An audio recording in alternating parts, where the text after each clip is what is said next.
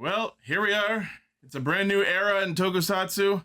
It's a brand new franchise. We have said our goodbyes to Sentai, and now we must greet Project R.E.D. And here we are, ready to start our episode. Joining us this week, our very good friends and fellow corecasters, Emily and Sel, are both here. Hey, we're back. Yo! Right. Yeah, no, I wanted to be in for this new, like you said, it's a new era. We're getting the replacement for Sentai, right? So like Project R.E.D, right? And it has these subsets. So I watched the new show, and I thought it was neat. Yeah, you watched Gavan Infinity? Because you kind of missed the episode here while we were watching it. I thought the new show was Armor Source. Oh no. I mean, close enough. It's basically bootleg 2017 Power Rangers. Cue the roll call.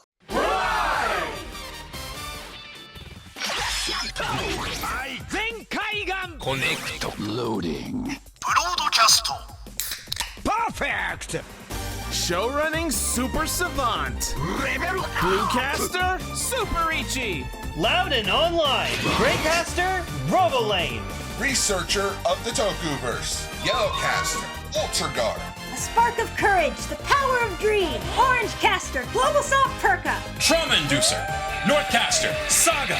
Combining comedy and critique. On air since 2014. Radio Sentai Castranger. Welcome to Radio Sentai Castranger, episode 572. Our Pokemon of the week is Minchino. Oh, that's what it's I called. love Minchino. It's so cute. Oh, is that how you pronounce it? Yeah, Minchino. It's an Italian. It sounds They like an call it alcoholic Mimico. drink. It does. Been calling it Mimico for all this time. Mimico, no, that's a ghost. At least you didn't refer to Suicune as suicide for your entire childhood. Oh my That sounds god, like a Allie, I actually like that better. Allie has an emote of a Minchino with a knife. That's amazing. I'll take a Minchino on the rocks. She's a keeper, Ichi. Shaken, Why then does it have a stirred. knife? Let me see what you have. Oh, Knife. Allie's got. No. Allie has a crazy amount of emotes, and I don't know that I will ever see the end of them.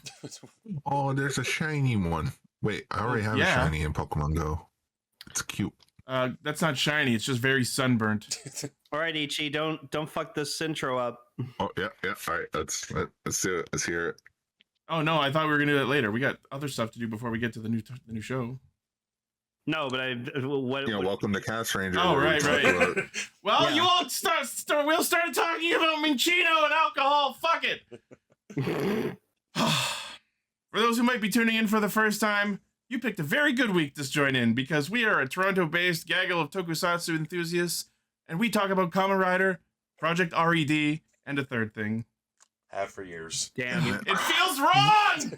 Yeah, I know it's supposed to be. Yeah, said of course it feels wrong. You said Project R.E.D. Say Project Yeah. R.E.D. It Just is call it R.E.D. It Red. stands for Records of Extraordinary Dimensions. Yeah, but they call it red. They call it Red. I don't They say give a fuck red. what they call it. When Well, did Lane the looks armored like a- dinosaurs get there? Well, Lane, guess I owe you $20 because Ichi then screwed up the bit. Yep. Yeah, if we want to call it something for short, we'll just call it Pred, and we'll talk like we're Maximals. Red. Yes. Dibs Better- on Rhinox. Better Pred than dead. Or maybe the opposite, quick- I don't know. Quick first thing, because stupid dumb Fortnite news. We got Gaoranger in Fortnite. I like how you didn't look at what was in the news, because I actually put that in there for you to talk about. Oh shit! Well, Yeah. talking about it now. Wasn't it specifically that and not the Power Rangers adaptation? Well, it's... No. It is Dino Thunder. It is. Oh, It is Dino Thunder, okay. but the Yeah. thing that's weird about it is it's just the Black and White Rangers, not the core team. Because Black makes it's a sense because team. JDS. No, I know, guys. It was the joke because we're a Toku podcast. I know it's the Dino Thunder Rangers. It's trying to be funny, Leave that to me. guys. Funny. You're I no sweet haven't spot. lost it yet. The evening is young. We'll see what happens.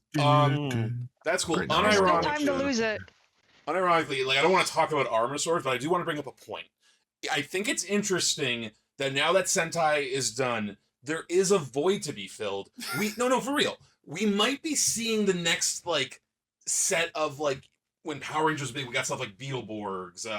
like Superhuman Samurai Cyber Squad, whatever that show is called, Teenage Bikers, like all. We might be seeing the next like let's try to do this again, made over multiple. I like studios. how all of the franchises you've referenced are things that still exist. Gavan Infinity is a reboot of Gavan, which is under the Middle Hero branding, which is Beetleborg's source show was a part of. This could lead to a new Beetleborgs. Yeah, no, it could, but when I say stuff like but they're Armor not Source, I brought up Beetle-y. specifically, like because that's a different studio entirely. That's Disney doing a Korean show. You know what I mean? Am I not Borg enough for you? But that's all my point with that. No, this Armor Source thing, like I just randomly came across it. I was like, is this just a straight up original Toku show on Disney Plus that they just dropped with no announcements or anything? No, it's based on a Korean show, like which is all on YouTube. I found out. Yeah. This picture Vegas just posted literally sums up me and Ichi so well. Ichi's just going about some fucking Discord tech issue, and me just hyperfixating on like, no, silver's just a shinier gray. Yeah. So yeah, so just for anyone who has no fucking clue about this Armor Source talk, this was just something that we happened to discover this past week, and we've been talking about it. I'm sure we will eventually make it a feature topic, but all I'll say about it for now is I hate that their visors are different colors, and I don't like that there's a yellow and a gold one, but no white or pink. There's an orange. That's why I'm just not seeing them. I'm not seeing them as Power Rangers. They look more like Spartans. It looked like what would happen if you typed in 2017 Power Rangers into an AI art really clock does. generator. It kind of does. I'm not really gonna lie, it kind of does. No, these are Spartans that you can probably fucking make in Halo Infinite. Their models look like someone made them in Champions Online. I was thinking that too, actually. All right, anyways, that's enough about that. So, our topics for this week are, because we spent last week finishing up and saying goodbye to Gozuger, our topics for this week are Kamen Rider Zeztz, episode 21 and 22, and then we will be talking about Big Bad Gavan Infinity, episode 1. Yeah. Yep. Big bad multi-Borgs. Yeah. Come on, guys. If you're gonna make the Metal Hero joke, at least call them the VR Troopers. No. The Dimensional No. Troopers. Cybertron. All right, well, before we get into that, we've got some news to talk about. Sadly, no Precure news at all. Yeah. So, And wait till the end. a proper story, it didn't come up in my usual news feed, but magazine scans have been going out showing the new and upcoming Kamen Rider Dawn. Cool. And apparently this might be like a nightmare taking rider form, from what I'm reading. That's cool. So we're doing Ram again. Okay. Kind of. Looks like disaster. A little bit. So apparently what's going on here, it's kind of hard to see in this image, but on his chest is not the same diagonal belt that the others have. He's got something similar to it, but it's like two belts crossed like as a one piece, as a one single piece on both shoulders, and it's making like an X pattern, and there looks like a slot for a capsum in it, but apparently his sword is his actual henshin device. And the sword is actually pretty cool. I was gonna say I like the sword a lot. That's the real sword driver. Now you're speaking some bullshit. You know what it is? Because the regular one, it just goes across your chest like a normal seat belt. The new one goes across both like a racing car. Like a baby strapped in a car seat. Yeah. 128 miles an hour. So unfortunately, we're not quite at the part yet where we have our one rider who wears the belt normally.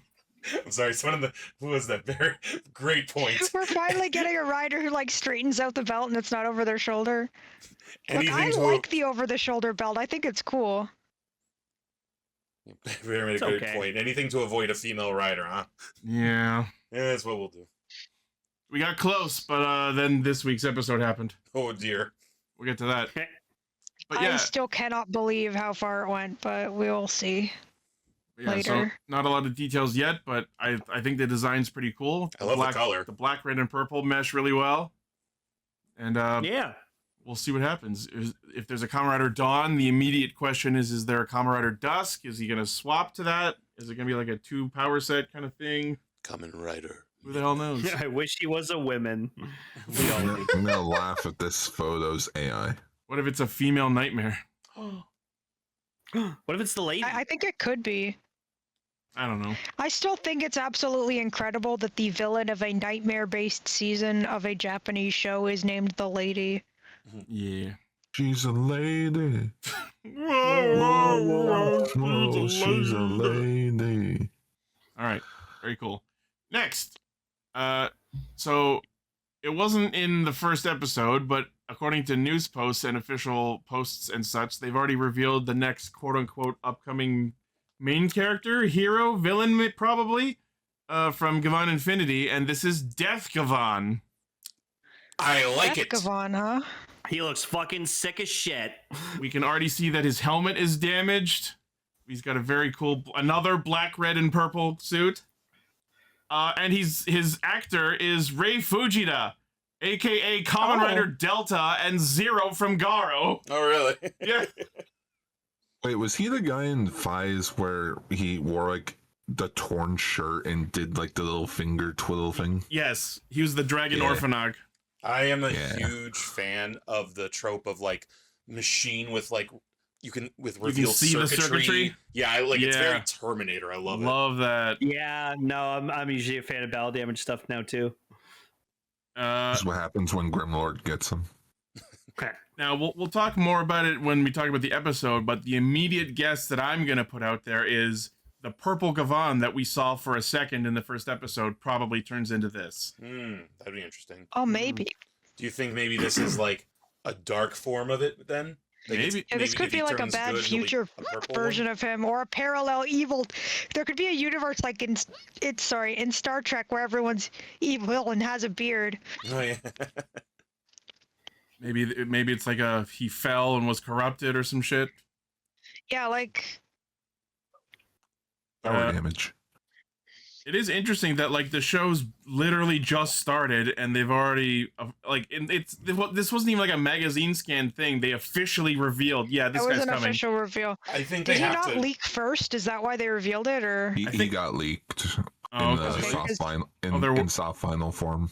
Yeah. Oh, okay. That has happened before with Precure as well, where But did things those have been happen leaked first? and they've just been like, screw it, and Actually, yeah, actually I think we saw showing Death it. Gavan in one of the trailers too. This is a like he was in the trailers. Okay, so this was all planned. okay. I was gonna say because like this is a new show. Like instead of Sentai, they probably have to promote the hell out of it. So just toss everything at everyone. Also, we always need like a evil version of a hero. Sure. So. Yeah. And this suit Our main actually, character's all red. We need one that's all black. this suit It's solves just my what Japan. this suit immediately solves my biggest problem with the Gavan Infinity suit, where like the black area, like eye looking things above the visor on the Infinity suit. I've talked about this before, but I thought those were like the eyes part of the suit until I looked at it closer. But like on this suit where the primary color is black, it's not a problem. You can definitely make out what the eyes are supposed to be right away. Yeah. That's cool. So yeah, we don't know a lot else. The only other thing we know is that his suit actor will be Kenya Saito, who was previously Garyudo. His name is Kenya Saito. Apparently. That's badass. Yeah. All right. Very cool. Next, we have some more details for the upcoming Agito Superpower War film, and that is the announcement of Kamen Rider G6. Or as I put it, what if Kamen Rider made a metal hero? Sorry, I have to make this joke. Rider G6, God damn Rider it. G6, do. Anyways, there you go. We have a female rider. Actually? Yay! Nice. There she is. I think you find that funny, Sal, because in Agito, we actually did have a suit that was just a kit bash of several Metal Hero suits. Yeah. Oh holy yeah. shit. Yep. Like, Yeah, you look at the and shots on me, this Hojo- look like it could be a Beetleborgs. Oh yeah. Hojo, you piece of shit. So yes, model turned actress Yuna Kogawa, known as Yuchami, will play the role of Ruriko Aoi, Kamen Rider G6, a police officer and member of the G Unit. Yeah. G-Unit. Oh, I can't watch this movie, guys. I hate that I made that joke. I hate it. She inherits the G3 lineage previously worn by Makoto Hikawa as she fights the rampaging psychics. That's a phrase. Well, damn. I already love her because she's dual wielding pistols. So I Oh. love dual wielding. Despite being a police officer, she is foul-mouthed and quick to pick a fight. Oh, so she's Kanari. I was gonna say, so she's a police officer. But yeah, I didn't notice until someone Deckard posted right here the comparison of the helmets for all the other G3 suits and shit. My immediate notice is the eyes on this suit look angry. Grrr. Yeah, because they're sideways. Like a It's not police that they're officer. sideways. It looks like they're like the eyebrows are down more on it. You know what I mean? I get what Like you the mean. other ones It's- are rounder. No, it's the visor. The visor comes down under the top of the eyes. Yeah. Okay, so other additional cast members: Hiroaki Iwanaga, aka Kamen Rider Birth, Suzunosuke from Crow Zero, Kokoro Aoshima, who was in Geats, comedy duo Hanya's Satoshi Kaneda. Also part of the film's cast with known roles are Yuki Imai as Kurotani, a psychic who cooperates with the G Unit, Ryusuke Komakine as Oyama, a prison inmate, Zach Oyama? Becky, that's the actress's name, Good old Becky. as Good Kasumi. old Becky.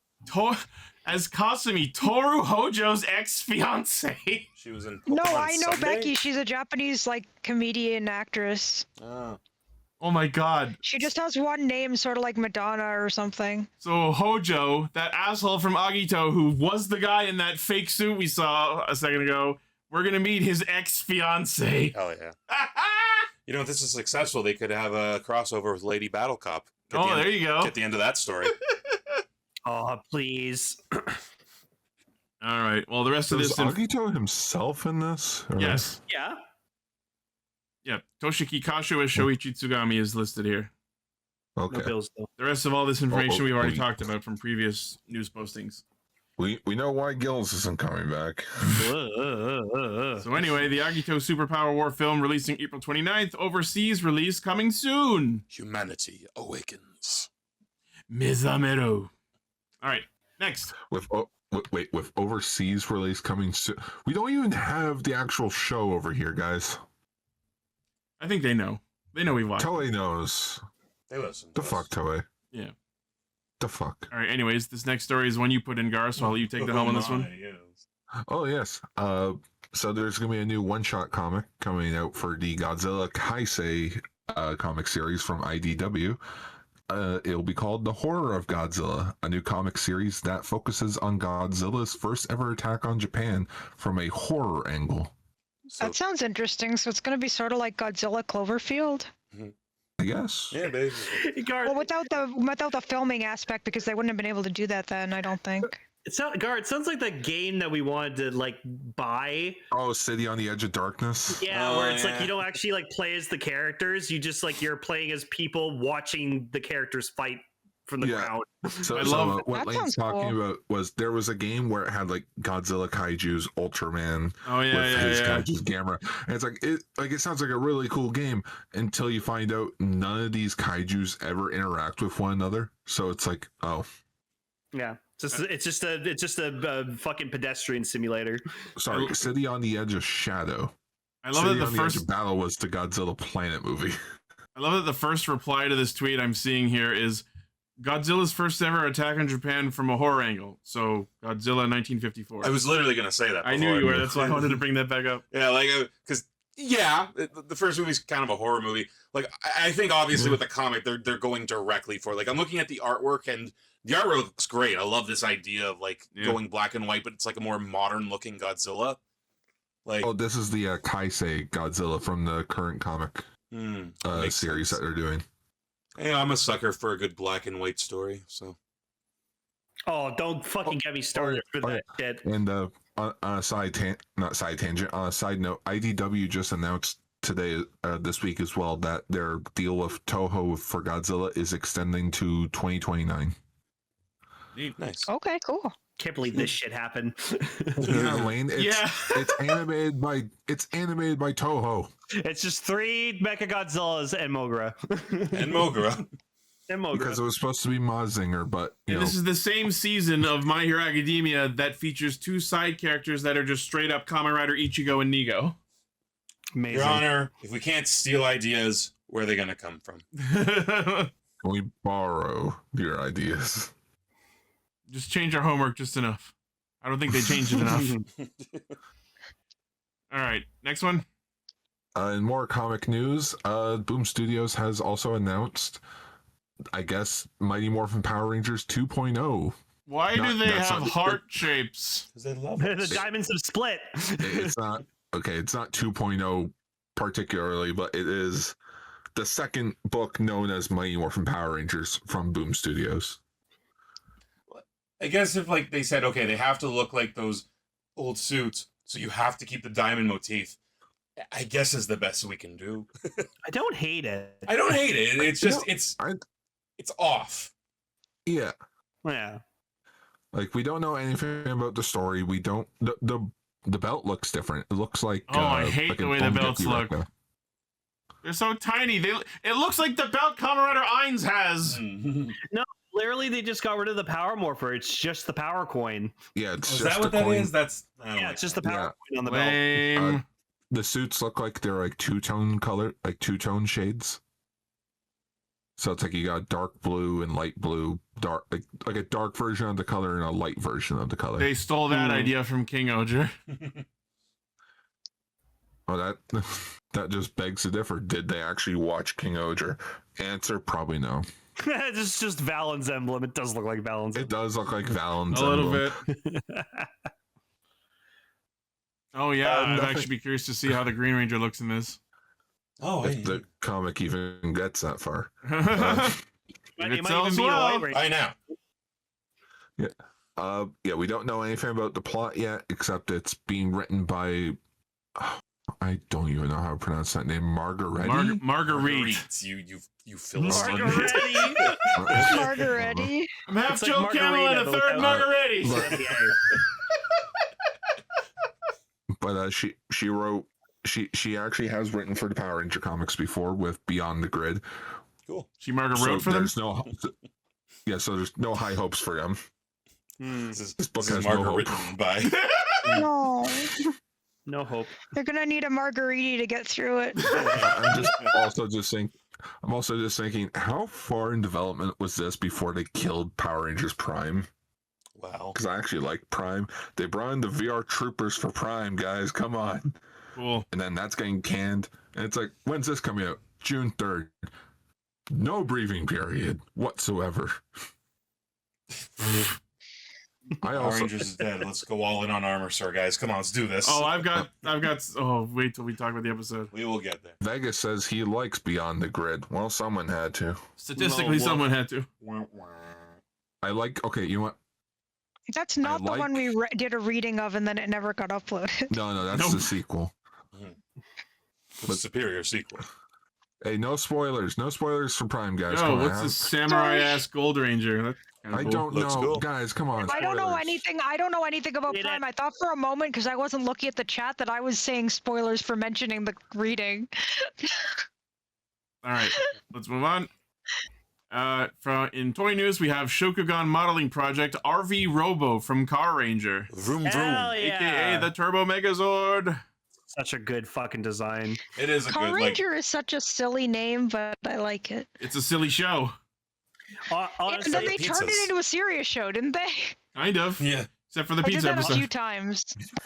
honestly, like, I always love the sequence for the Turbo Megazord and the Yeah. Turbo movie. It's so cool. This Megazord assembling is one of the coolest and most iconic Megazord assembling sequences in Toku. Especially because it was an apology for the fucking horrible one we got in the 95 movie. Shit looks so bad. Oh, this looks so clean. Yeah. Ugh. I don't really like the backside. Well, you don't have to look at it. Yeah, don't post it from the backside. That is pretty bare. Yeah, Yeah, but look at Yeah, the back that's of the it. part. They're cars. That's Yeah, the value yeah. of a car. Yeah. Like, then you know what? Then you don't like drive type speeds fucking design. This is exactly what it looks like. I love that the Discord was like, but can it do the Turbo Megazord spin out? Better. Otherwise, I'm not buying it. Right? No, but you can do the final pose. Yep. Yeah, thank you, Decker, for posting it. Like I agree with you 100%. Like this might be the best car Megazord. You know? Yeah. In terms of like just cars, I'll say sure, but I do, even in Carranger, I do like VRV Robo better, the Rescue Megazord. Oh, nice. I have it on my shelf. Oh yes. Yeah, you do. They're separated into their stand. Oh yeah. High stance mode. I just realized on the back of the blue one on the tailgate it says power to vehicle. Yep. I want to put that to you guys now. We're not going to do it now, but as I've said, we should do episodes now where we do like top whatevers for Sentai. We got to do it. The first one has to either be suits or Megazords. Sure. You know? Oh, 100%. Yeah. 100%. Bring back that topics. Yeah. All right. like That's that. for another time. So go ahead. I was just gonna say I like that they posted a photo that like you can have it displayed as like the original DX toy. Yeah. Oh, All cute. right. So the once assembled, it stands 160 millimeters tall. Comes with the RV sword and radial shield. It has details on the back based on the DX toy and the suit seen in the series, making this the most detailed RV Robo merchandise to date. The designers paid close attention to the mecha's mobility, allowing it to perform poses and moves seen in the series, such as its finisher, the Violent Dash Cut. Awesome. I like that name, Violent Dash Cut. Yeah. SMP RV Kind of Robo. sounds like a filming technique, to be honest. Yeah. All right, then Violent Dash Cut, and we're clear. Yeah, exactly. Like Violent Dash Cut, smash to black. And Star Wipe. Yep. All right. Cue credits. In there, yeah. SMP RV Robo. By J.J. Abrams. 8580 yen, releasing in June. June. But that's tomorrow. Soon. Pretty much nowadays. All right. Next Maybe. in Shokugan modeling project, Gao King Black.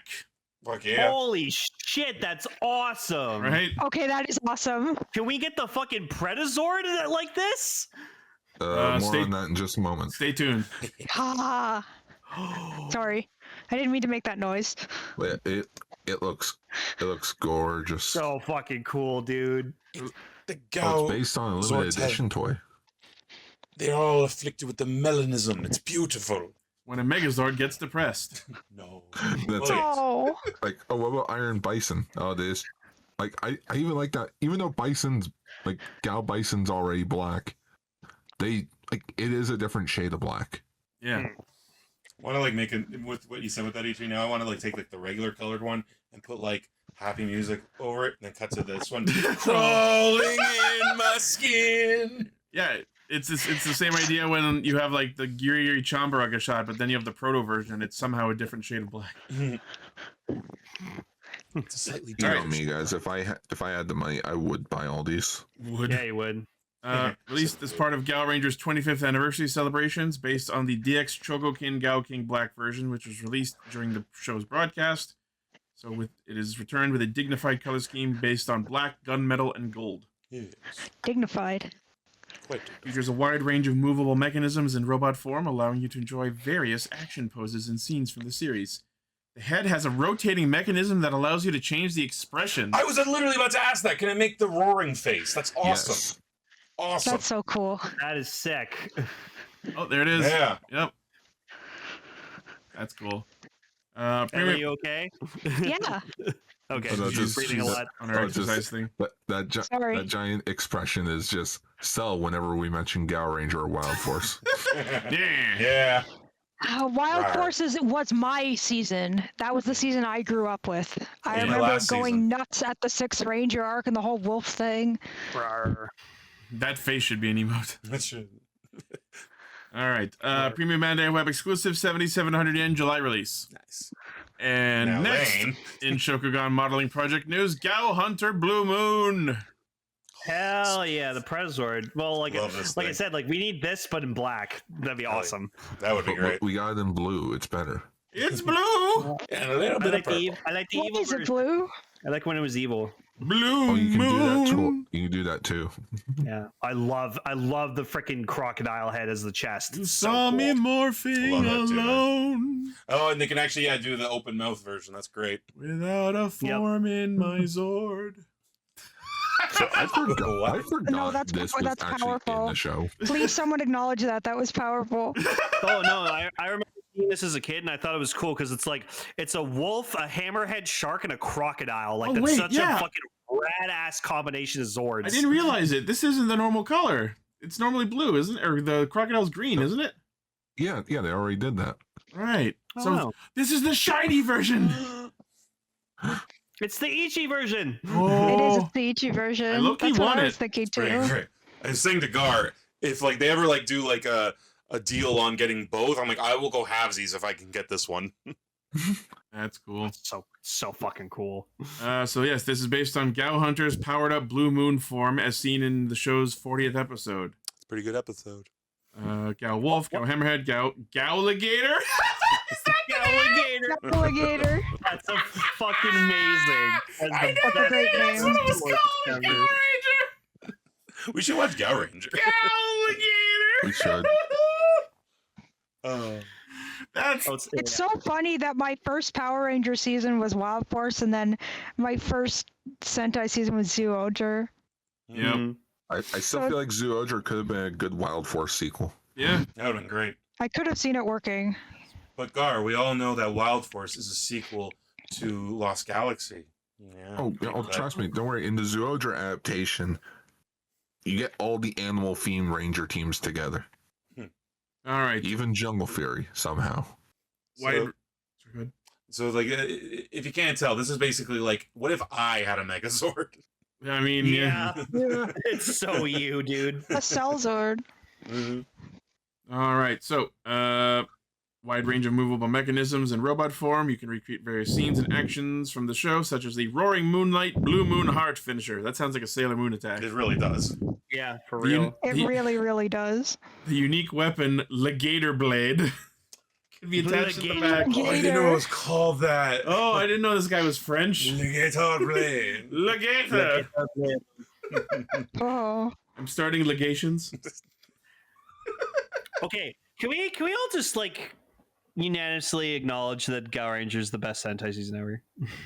I wouldn't put it at the top, but it's definitely, I would say top 10. Should at least. I watch it? Sure. I mean, Well, yeah. hang on, I Emily. loved Wild Force. Should No, I watch hang it? on. Emily, did you watch Wild Force? Yes. She said she did several times, Gar. Okay, sorry. I would say He's just doing a stick flow to chart. Wild. No, I'll personally say this: just stick to Wild Force. Ooh. Same. I could watch Wild Force again. I mean, the twists aren't going to blow my mind the way they did when I was little, but Just stick to Wild Force. Gaoranger's more of like, let's just say, Gaoranger's boring. Wild Force fixed the issues with Gaoranger. Interesting. that's interesting. Okay. There are Power Ranger seasons that are better than their counterparts. It made the Yeah. Rangers made the characters likable. Hey, They actually gave them names and not called them by their color. Oh yeah, they call each other by their color. All right. Anyways, Yeah. Premium Bandai web exclusive 76.45 yen July release.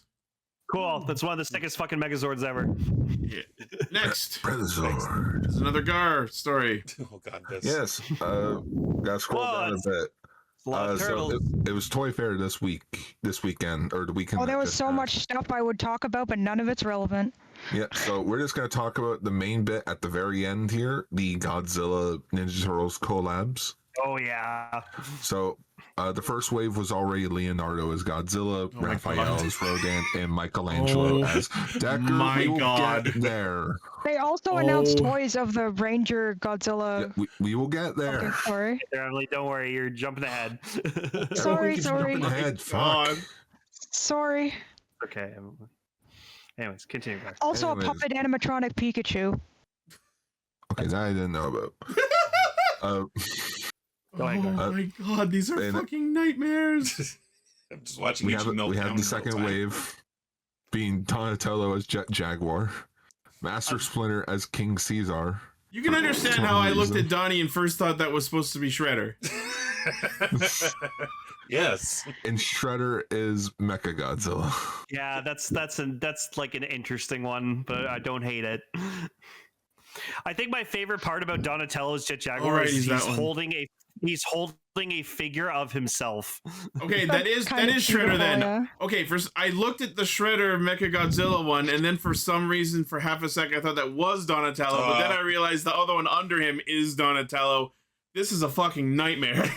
It seems like random. Some of these guys they went for. Some of them seem thought out, but others no. Like Oh, like we got photos of blind bag keychain figures that they're doing, and it's like some of the like okay, we got April as Mothra. It's like, okay, that makes sense. But then you Wait, got what Bebop, did you post? like you got Bebop as Gigan, but then Rocksteady's the Destroyer. Yeah, that's weird. I mean, I want to see April Mothra just because I'm curious how is it like her in like a Mothra fursuit, or is she like got a Mothra themed outfit on? No, it's like a mutant. Oh, I'm in the wrong group chat. That's why I can't find the message so quickly. Wait, what? What's this photo where it's like the Donatello figure is holding a figure of himself? That's what. Yeah, he's holding a figure. Yeah. Of Donatello. Because Jet Jaguar can grow giant, like he starts human sized, and he can grow giant as well. So pretty cool. And the way they showed that was by making him holding a figure of himself. Yeah, I guess. Just to show that he comes with the smaller figure. Yeah, it's an accessory. Oh, there you go, Mothra April. Yeah, Mothra April. We'll follow the Instagram link that I just shared. That's cute. Okay, no, that is actually really cute. Unfortunately. And right beside them, if you go to the next news story, is the Kaiju Rangers, as people Is like that to dub them. freaking Carranger? Yeah. Oh my god, what Sorry. the fucking Pink Ranger? Yeah, these are from a comic. Yeah. I don't They think they're actually from a got. comic. I think they're It's just funny because collab we're pieces. going backwards because they actually got these rubber strap keychains first, and now they're getting like actual action figures, and I kind of like them, unfortunately. The Red Ranger looks like a straight up demon from like D&D or Baldur's Gate or something. No, you know what he looks like? He looks like a Lightspeed rescue villain. Oh yeah, kind of Diabolico. Yeah. Or not Impus. Impus, yeah. Or Well, the whatever the adult version of Impus. Yeah. Can we not? Can we please not? That's one of the greatest reaction gifts. He's just on the internet forever. Oh, I don't want my face out there that much. Yeah, we got a Godzilla Dragon Zord toy coming. That's so on the nose. I can't believe this hadn't happened sooner. Well, I mean, isn't the Dragon Zord already kind of Godzilla? It is. I fucking this one is so funny that I'm kind of okay with it. The Godzilla Dragon Zord one. EJ, it's literally on his nose, like. Yeah. And I'll save it for the next news story. But we also got the second wave of the Godzilla Ranger figures. So we're getting pink, yellow, and black to complete the team. Very cool. Green doesn't look that bad, honestly. Yeah. These could be Godzilla worse. helmet's fucking sick. The Pink Ranger is just that's gonna require some therapy. It looks like someone like skinned a Jigglypuff. Yeah, it does. Unfortunately, that is a pretty accurate description. No, I can't stop thinking that now. Black does look more gray, honestly. Yeah, enjoy that, everybody. And yellow looks like Indeed. they stuffed a pumpkin on their head. Anyway, I'm done causing everyone nightmares. Let's make some more nightmares. Moving on to our next one. Actually, it's pretty cool. The Thunder Megazord. Ooh, I love the Thunder Wow. Megazord. Get more Reignition toys. So Reignition's not dead. In fact, it actually did pretty well for some standards. Oh boy, more of the head flipping Morphin Ranger figs. Yep, and we're also getting a Rocky, Adam, and Aisha one. Don't look at the Aisha one; it'll scare you. Who the fuck posed this Red Ranger figure with his feet pointed the same way? Oh god, that looks sad. smile. That Aisha smile. The Yellow Ranger holding the daggers looks like they're like a Lego figure. Look, that's just like the big cup Kind of hands. does. Where are my Ooh, fingers? Zed putties. Hell yeah. We've got the rock hands. Yeah, we're getting Z putties. We're getting the Lord Zed. The Rita face. Ah! Full scale helmets, apparently. They chose to give Tommy the green headband he wore in his debut episode, and I don't think ever again. It's iconic. Still, It's an iconic look. Sure. It is an iconic one. Cool. Yeah, there's some action features for the Thunder Zords. So there's just a giant spear out of the unicorn's neck now. Is that funny? Looks like he dismembered a putty there. Yeah. Aisha looks so thrilled to be here. Right? Adam just looks confused. Well, yeah, he's a frog. Wait, is that the season? No, it's different season. It's a different season. Yeah, different season. He's a mastodon, which means he's a lion. Yeah, right? That's how those animals connect. Yes. So there's going to be two different Thunder Zord toys. There's gonna be one that combines, of course, and there will be an electronic one that has like sounds. Cool. That doesn't combine. I love this picture of the Lion Zord with the sword on it. It looks, ow. Can someone get this sword off my shell? I'm a lion, by the way. At least the electronic one looks more fucking accurate than the actual combiner. This fucking photo of the red dragon sword, and there's just some guy pointing at it. Look at it! Master Hand selects. It's so funny to look at it in like dragon form because you have to really realize that it is just the robot form, just upside down with its limbs splayed in every direction. I love it. Yeah. I think these are cute. We're getting keychain mystery box figures of the Rangers. Oh, cute. I just love the Thunder Megazord. No one may pass. No one can see the wizard. Not you, not how. Brody, frickin' Andrew Kinski. Why are the plushies smiling? Because the kids. Why are the plushies fucking smiling? Power That's Rangers terrifying. Stand for happiness, Ichi. I kind of like the smiles, but they're also kind of scary. It reminds me of Great Zed from Dogangers. Somebody brought up, why haven't we gotten the Dragon Zord yet? And the funniest response came out of Playmates. No one wants it. What? That's a fucking. What the fuck are you talking about? That is beyond a lie. No, Lane. None of the retailers want it. Well, they're stupid. Walmart doesn't want it. Target doesn't want it. Ooh, the helmets are nice. I guess nobody wants. Just like no one wants it. So Playmates might be like, fine then, we'll release it online. You have to buy it from our website or something. Wait, hold on. I'm looking at the scan of like the helmets, like the ones you wear, and I'm not very sure if these are actual helmets or just like front face masks. I think the one on top is. The ones there are just face masks, but the one in the cardboard box, that's a deluxe helmet. Okay. Yeah. So there's masks and full helmets. You gotta have both. And there's no image of them here, but Playmates also is going to release a retro Mighty Morphin figure, where it's like the original 8-inch toys. Oh, I had a couple of those when I was a kid. I love the close-up of the deluxe helmet. You can clearly see the holes. I mean, it's whatever. I don't expect toys to be show quality. Yo, Go back to the green yeah. mask for a second. He's like, am I blending in? I'm invisible. Close your eyes. Dragon Dagger, Blade Blaster, Morpher. Those are cool. Yeah, Yeah, you gotta have them. some. Yeah.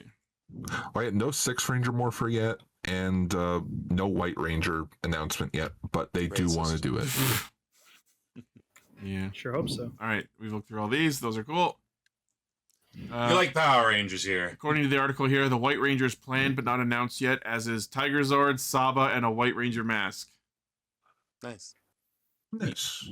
At the stores, like, let me sell you Saba. Yeah. I'd like you guys to buy Saba. That's. All right. Next story is also a Gar story. Yeah. Last Gar story. We got official images of the SH Figure Arts Ultraman Zearth. Or as I like to call him, Ultraman Canada. That's the one that transforms with the toothbrush, Ichi. Oh. Brushing's important. Remember the toothbrush? The toothbrush? I try to not. That movie was weird, man. Yeah. Fucking weird. Like, it was good. It was fun, but it was so weird. This guy does straight up look like Captain Canuck. Yeah, you're not wrong. He looks. It's Omega's superior. You know what, Elaine? I'll say this: he looks good in figure art form. Yeah. He looks good as an action figure.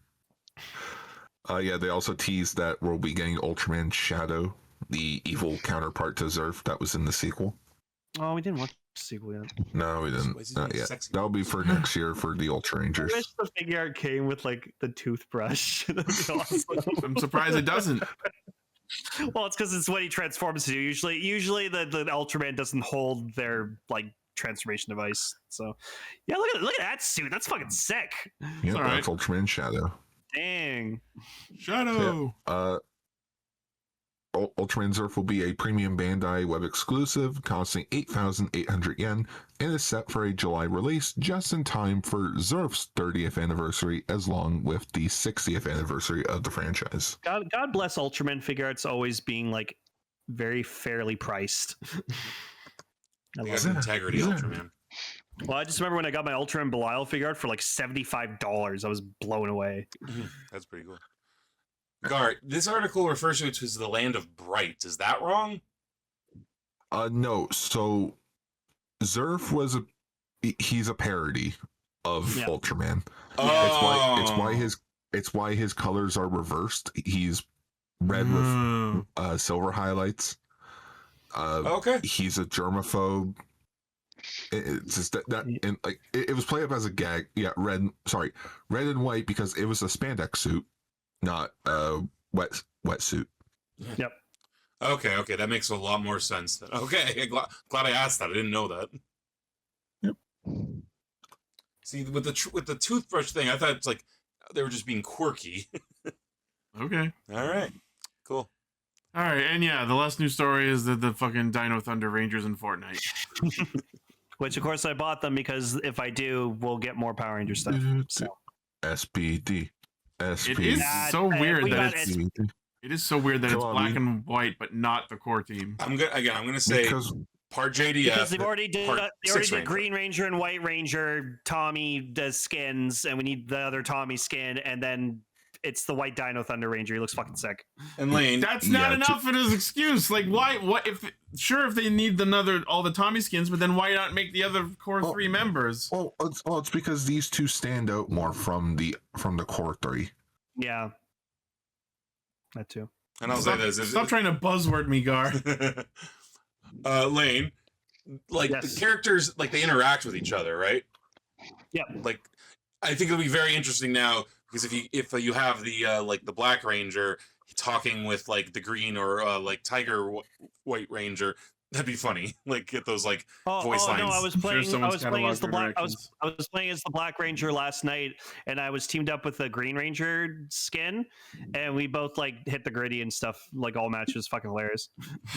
It physically hurt me to hear you speak that sentence. No, I'm sorry. No, I see that the White Dino Thunder Ranger comes with his weapon. Yep. But I'm not sure if he did it in Power Rangers, but I remember in Gaoranger, it was like, "Who are you?" And he wrote his name, Abra Killer, with his weapon. Yeah, it looks like. Could you imagine if they added that to Fortnite, where he can write out your gamer tag?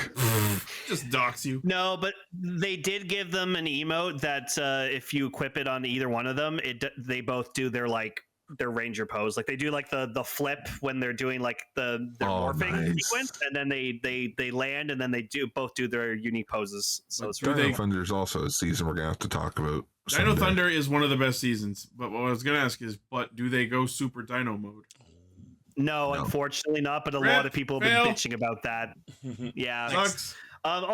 Also, what's cool is they made minifigs, Lego minifigs for them in Fortnite. So this is the first time we've seen Power Rangers in Lego form. They look good as Legos. They're usually like Mega Blocks or something. Yeah, they're Duplo. We're actually getting it wasn't in the news, but that Megazord from Lego is actually happening. Nice. The Legazord. Yeah, the Legazord. Legazord. That's awesome. Underrated villain too. Yeah, anyway, very cool. I hope they make more Power Ranger skins. I hope so too. Mystic Force will look good. No, Jungle Fury. You have all the Jungle Fury Rangers holding guns. If they ever put Blue Centurion in Fortnite, I'm gonna fucking lose my shit. No, you want RPM might work. They could all work. They would look cool. They could all work. Anyways. I'm not watching the shows. That's the news. So you guys have a good night. Well, fine. Enjoy the rest of your show. I'm sorry. I'm not interested in watching Gavan Infinity, guys. Stop sleeping on Zeztz. I'll get to it when it's done. Do it this afternoon. Okay, we'll bear off without him. Bye, Gar. All right, I guess I can't say my thing since that thing's over. So I'll go back to my old thing, schwa, for now. Take care, Gar. All right, and that's the news. Okay, I'm on it. Good morning, Holy hell! What a Does couple anyone episodes. else expect it to go that far? I wasn't. I hope there aren't big Lord 5 and 6 fans out there, because I was so interested in that's 6's unfortunate. character development, and then these 2 episodes decided to be the one where Nox just pulled guns on fucking everybody. Dude. Yeah, I was just about to say, I didn't want to spoil anything, but not just he pulls out a normal gun. Just like a Like 9mm. an ordinary non-toy gun, and shoots 2 people in the head. Yeah, it was a Beretta. So, but fun James Bond fact, that was James Bond's original gun that he used before he started using his Walther PPK, which is he's more famous for. I pull out my Beretta. He went from Nox to Glocks. Not much in between. I gotta say, for one thing though, I love Agent 5's just like whole dedication and loyalty to code. He's like, I'm the guard dog of code. I won't stop until I won't stop until you're dead. The second he did that whole I'm Code's guardian dog, I was like, he's so dead. Oh, he's so dead. He's dying right now. It just reminded me of like when like Sid was going off about like his ambitions and who the fuck he was when That's cute. killed him. Oh god. So anyways, we're getting ahead of ourselves because we have to finish the fucking Dragon Quest RPG world. When you said that, I was like, that she does look like a Dragon Quest character. 100%. And then we found out that apparently the reason all these kids were dreaming about this Dragon Quest world is because of an actual video game that they've all been playing called Block Create, which is literally just Dragon Quest Builders, which is Dragon Quest Minecraft. Yeah, I was thinking, is this supposed to be Minecraft or Roblox? I said it was Roblox! Right before they revealed it. There was this great moment though where like because I'm just hardwired to this, when like they're showing the pictures of those children, all I can think is, have you seen this boy? Ah! First we create, then we block. No, but let's create, bro. But like, there literally was a Dragon Quest game called Dragon Quest Builders that was just Dragon Quest themed Minecraft. It's a lot. I've heard it's actually really good. I guess I'm not into Dragon Quest super much, so I haven't played it. But I guess I haven't played it either, but I've heard it's good. And apparently, Block Create is made by Matt Game Studio, according to the box. They're my favorite game studio. I want to know what else they made. They made shit, I can't come up with one quick enough. Vest Pocket Orb Creations. I don't know. I tried to be a Pokemon clone. It was right there. They're known for their hit online series 2 Weeks. Oh. Oh, okay. Can I go on a rant about Nox for a second? Always. So, like, time for Lane to go off about Captain Toothpaste. I know he like talked about his design like a long time ago, and he's been around the show for a bit now, but like, fuck, everything about him, like aesthetic wise, pisses me off so much. He like his gimmick he uses to like transform into his like main form. It's purple. It's purple doorknob, and then he has like a white belt. That's like a white belt with like red and blue accents on it. Orange. And then he orange, red, whatever. Orange and like blue. Sort of, yeah. And then just like he transforms into this. And then like his power-up stuff like isn't even like forms. They're just like weapons, and the colors don't match for that either. It just like pissed me off. I actually fucking miss him when he was Nox Knight. Nox. Yeah, Nox Knight. Nox Knight was such a cool thing. And also, I feel like he shouldn't have had his driver across his chest, because like that would like remind him of when he was part of Code. So I think he should have been like, no, I'm gonna wear it around my waist because like I wore it on my chest when I was Code. I think that kind of makes sense, actually. I think it would have been funny if, as his way of rejecting Code, maybe not the belt was on his waist, but like it was on his other shoulder. Or on his back. And now that I'm actually thinking about it, honestly, I think Zeztz should have been the only Kamen Rider we get in the show. Every other fucking like hero or villain character. Should have just been Lord System. Rider likes exactly. They all should have just been lords or knights. I'd really like the transformation for Lord System where they're in the like Mewtwo container and we'll get to those. Then it shatters. Yeah. But yeah, just like I really wish he was just either blue or an orange or black and white. I think black and white would have been so much better. We talked about this before, where if he fully embraced the like anti-venom sort of look, it would be way cooler. Oh yeah.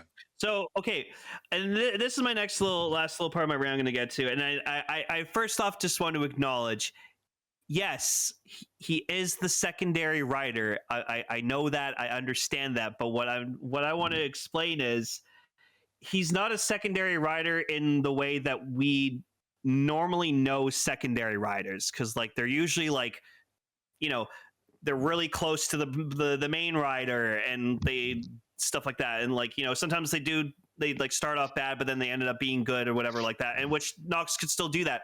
But this just kind of Nox just feels like they made him the secondary rider in a more literal sense of, oh, he's the second rider, and then that's it. He's just gonna do whatever the fuck he wants. He's not good, he's not evil, like whatever. And that's what kind of like bothers me, is that he's not like a true secondary. Like I'll always say, Cross is the like best example of a secondary rider ever. And that was downright philosophical. Okay, yeah. So what do you, as the Discord has been saying, so what do you say to Kaiza and Baron? And everyone has watched Lane's argument crumble into dust, like Kaiza. Yeah, you know, not on this. What happens to Kaiza? He crumbles into dust. Well, Kaiza's because Baron is he was never evil. He was just very like, I believe it, but from you guys. So I want power, and I like power, and fuck everyone else. Also, he was Banana Rider. Can everyone listening tell that this has been on point of contention in the server for the last week? But anyway, I guess what I'm just trying to say is just like, I miss Nox Knight, and I don't like Kamen Rider Nox. I don't like what he is. I just don't think he's neat. Get out of here. I'll just throw on the list of complaints about Nox's. I hate his belt design. It looks like something out of Amazon's. Yeah, I mean the standby chime's cool. No, I don't know. Okay, I've said this before. I know it's absolutely on brand and thematically appropriate, but I hate the alarm clock sound in his standby chime. That's triggering. No. But it's because it's waking up. I get dream. it. Yeah, I get it. It matches perfectly, but I also hate it. Oh no, I also hate alarm clock sounds. That's why I don't use that as an alarm clock, because my alarm that I wake up to is the sound of an alarm inside a Star Destroyer. Like that. Like, I fucking love that shit. That's what I wake up to every single day. You know what my alarm used to be? Like legit. What the fuck? Like that whole thing. So good. That meme. But yeah, anyways, I just don't like Nox. Fuck Nox. All right, moving on. So in episode 21, we get our first henshins of Lord 5 and Lord 6, and oh my god, very cool. Their henshins are fucking awesome. And as someone in the Discord already showed, they looked like Smash Brothers assist trophies. Yes, they did. They look like assist trophies. Well, they were. So, like, think about it. I like that sixes like breaks out of the capsule with like gunshots, like shooting the glass, and then 5 just punches his way out. It's super cool.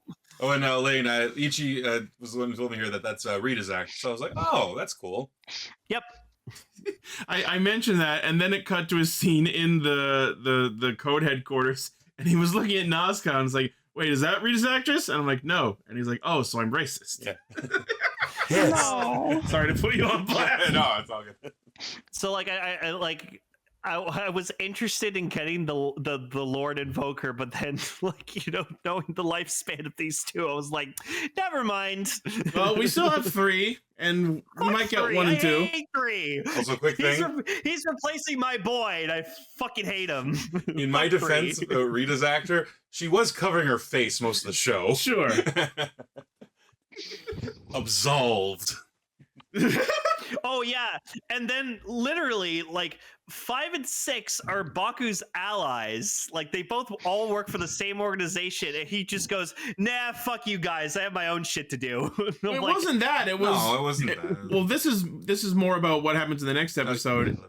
What basically their disagreement comes down to is, so yeah, we're gonna go murder Odaka. Come help us. And he was like, no. Yeah, I don't want to murder anybody. But we'll get to that later. Well, yeah.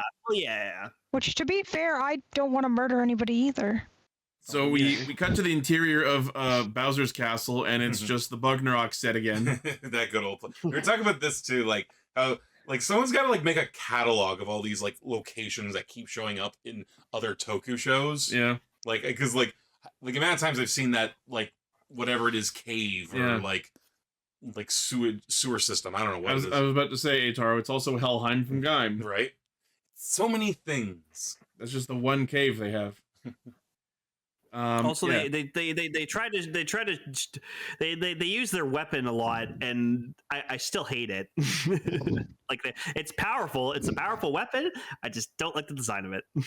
Something I do think is kind of cool is how much these particular group of characters use their like rider style weapons outside of transformation, because it makes sense because they're secret agents. They're using their gadgets. It's very rare that we see any sort of transforming hero in any of these Toku shows use their like power set weapons without being transformed. No, but I think but these guys do it constantly, and it makes sense. So Emily, what's really cute is in Kamen Rider Double, like Kamen Rider Excel, the secondary rider, he always tries to use his weapon outside of like his suit, but it's super fucking heavy. And he needs the strength of the suit to carry it. Yeah, but then as the show progresses and when we see him in other movies and stuff like that, by the last time we saw him, he can literally wield his weapon unhinging with no problem. Now that's character growth. It really is.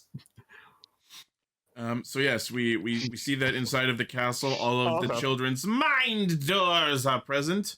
And we get a peek at the Demon King that's about to manifest from all of their bad dreams. You mean the statue that was holding the giant... he opens like a door, which was really interesting. The statue that was holding the giant ruby in Aladdin, you mean? Yes. Like that. Yep. I love that like Nem tries to fight because she's quote unquote playing the hero from Dragon Quest, and I'm like, you've got a fucking sword. Maybe try using that. But no, she tries to use her disappear spell, which then ends up being the power of portals from Portal. She made herself disappear. Yeah, that was the twist. Mm-hmm. So Zeztz proceeds to sit in the room in the castle as one by one various copies of the baby nightmare carry in the kidnapped children. That was hilarious because it's like it felt like perfectly timed, like each time, like, oh, there's another one, and it just like goes. I'm like, are we just sitting here and farming nightmares for EXP? That's really what it ended up looking like. I also love there was a bad editing decision here because when he what's it called, plasma form, when he henchened into plasma, the big streak was going right into the boy's face. Yeah, so he very nearly electrocuted the child. Yeah, it was funny looking. So eventually all the baby nightmares tribute summon a higher level monster in the form of the Demon King Nightmare, which I guess is, according to the Discord, is the Disaster Nightmare.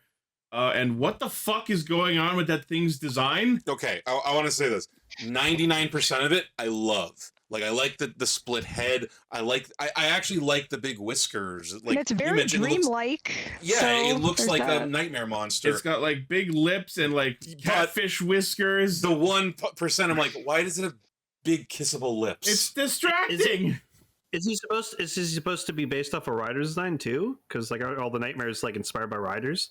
Let's take a look at this thing. Most of them have. I'm gonna look up the wiki article. If anyone else has any other info or pictures. I liked his presentation a lot.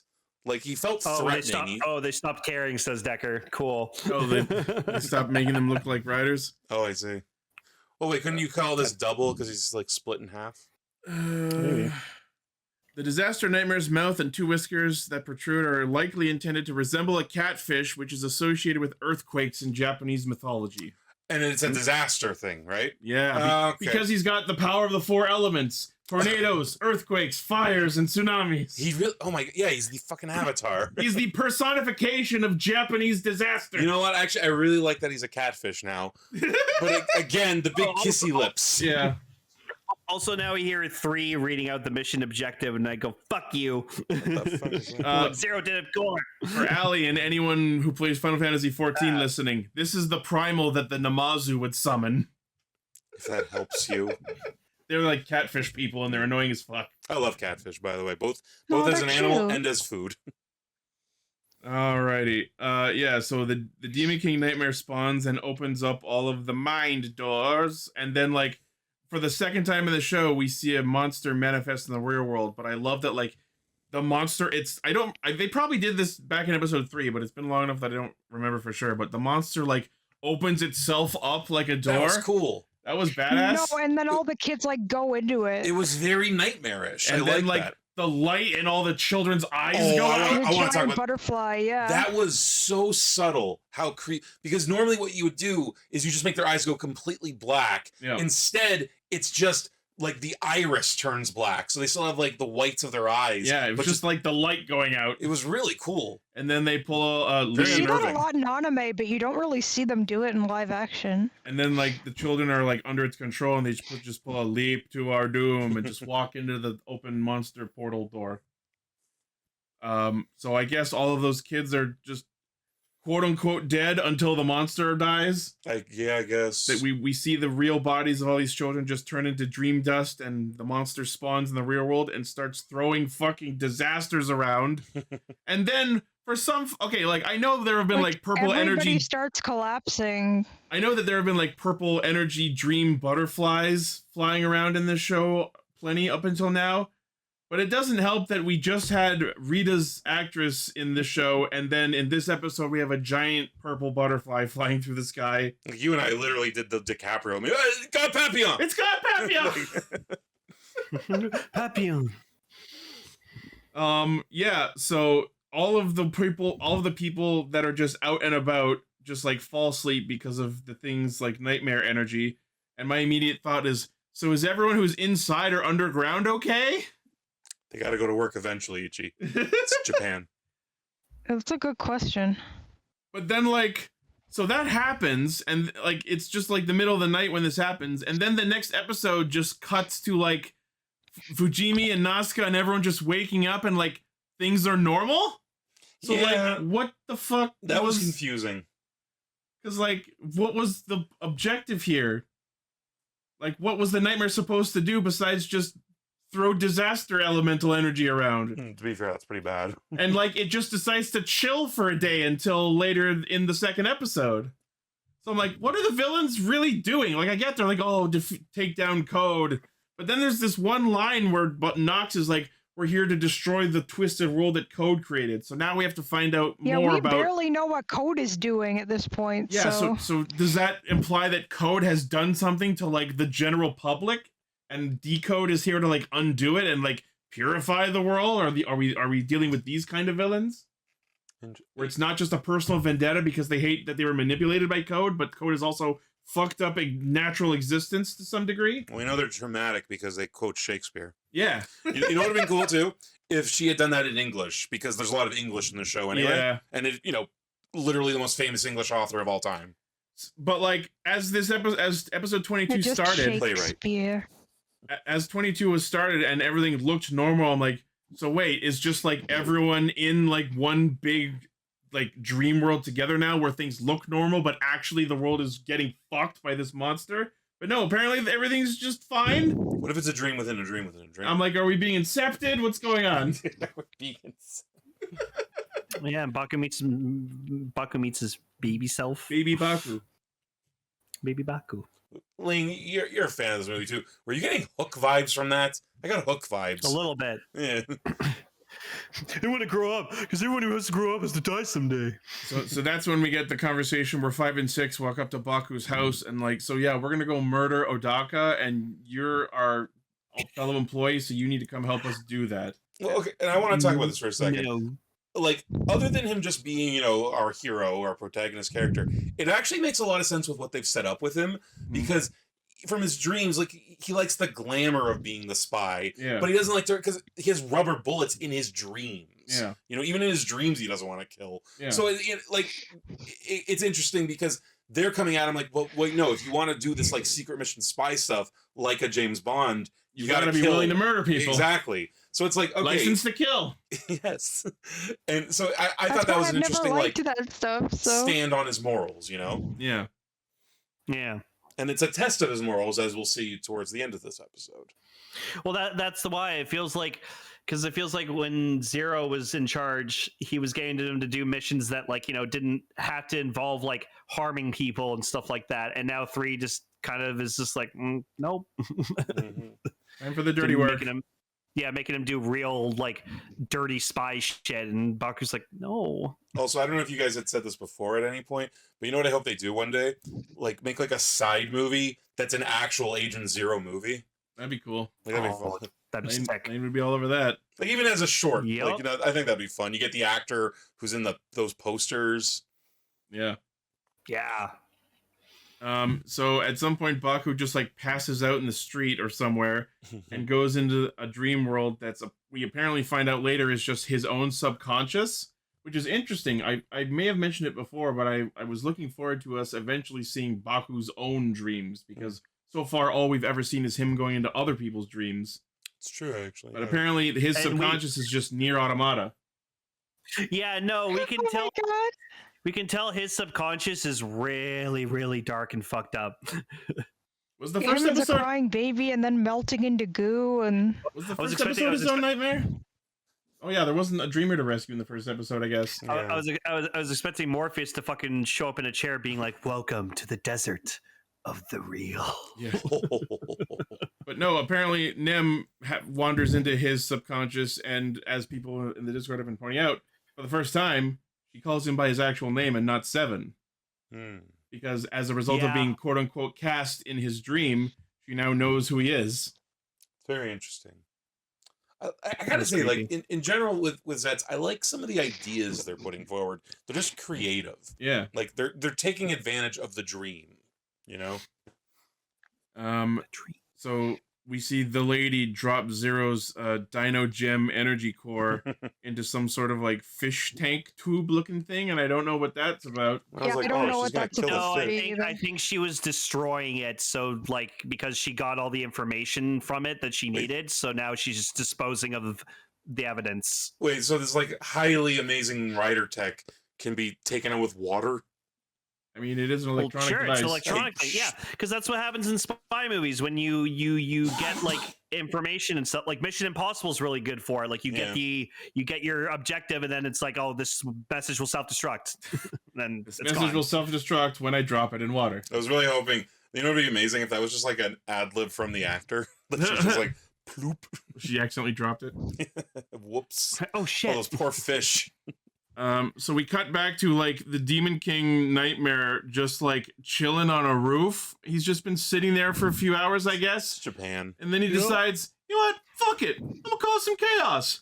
And then he starts summoning not only a bunch of lightning bolts everywhere, but also gigantic fucking lightning dragons that look like the Guardian Beast from the Mighty Morphin Power Rangers movie. That's what I thought it was. One of my favorite parts was that the news anchor was just like, they're seeing unknown dragon-like life forms, and all I could think was, this happens in Japan all the time. He's so calm about the fact that there are lightning dragons murdering people. What Emily said, and he's because a professional, it's Japan, that happens all the time. This is a normal Sunday for them.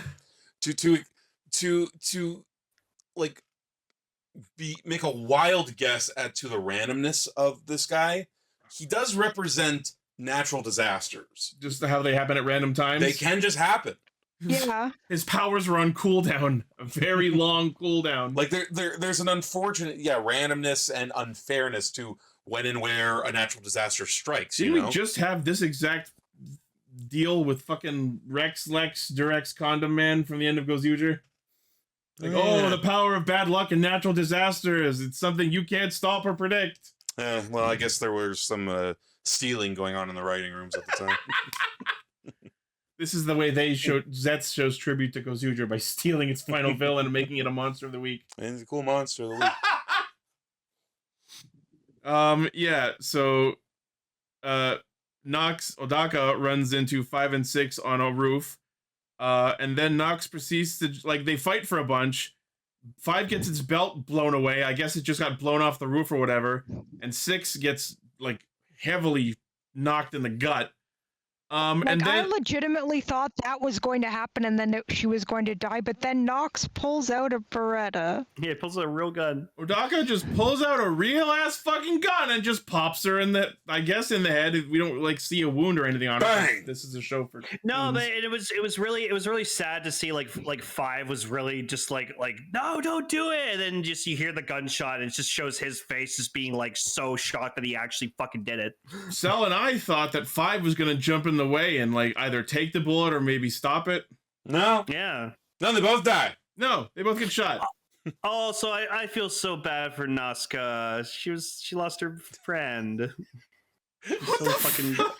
The way that That's she in the movie. panics and the way that Baku panics were like really viscerally legitimate. Oh yeah, so like you get to the eventuality, like finding out that he finds out, and Baku's just like, "Oh my god, like I could have like done something. I could have helped. I could have prevented this." It's so low-key funny that 3 like is just like watching their life force on the monitor and 6 goes dark and he just is like, huh. Then he just calls up Baku. Oh, so yeah, 6 is dead. Bye. No, like, I was figuring like 3 had that energy of that like Loki meme where it's just like, yes, very sad. Anyways. Oh no. Anyway. Wait, you know, right before he shot 6, you know what she should have said? For Japan, Nox. For me. No, for me.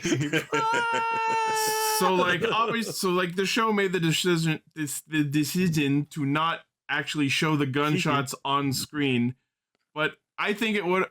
I know it wouldn't. It would have been a wild tonal disjoint, but for me personally, it would have been so fucking funny if we saw on screen, like as Baku gets up to the roof and he sees Odaka with the gun pointed at 5 and just goes, "Oh hey 7, pop!" That would like fucking something out of a Scorsese movie. I'm in. I gotta say, I did think it was very tastefully done how they did it, where it's like it's that shot, it's that cut to just the black screen of the life force. Like, okay, that's a cool way to do it. That's interesting. I thought you were gonna say when he got up there and he saw the shot, it would just start going, "Ooh, what you say?" That's the only thing they were missing. Someone edit this scene. If Gar was here, he'd be like, "They didn't disappear, guys, so they're not actually dead." No, that's if they were killed by like a rider weapon. Yeah, they were just straight up shot. That is what's interesting.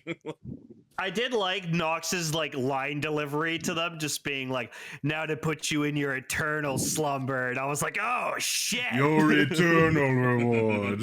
Yeah, I was thinking and then he shoots Baku off the building and then transforms while diving off the building. He is doing what they refer to nowadays as aura farming. Oh my god! Like Emily, I actually brought that up. Yep. Like you know, Kamen Rider, these kinds of shows, they do that. But I was like, I think aura farming is a term I hate, but it's 100% accurate. Yeah. That's exactly what Nox is doing right now. Tokusatsu is like 90% aura farming. Kinda. True enough. That's fair.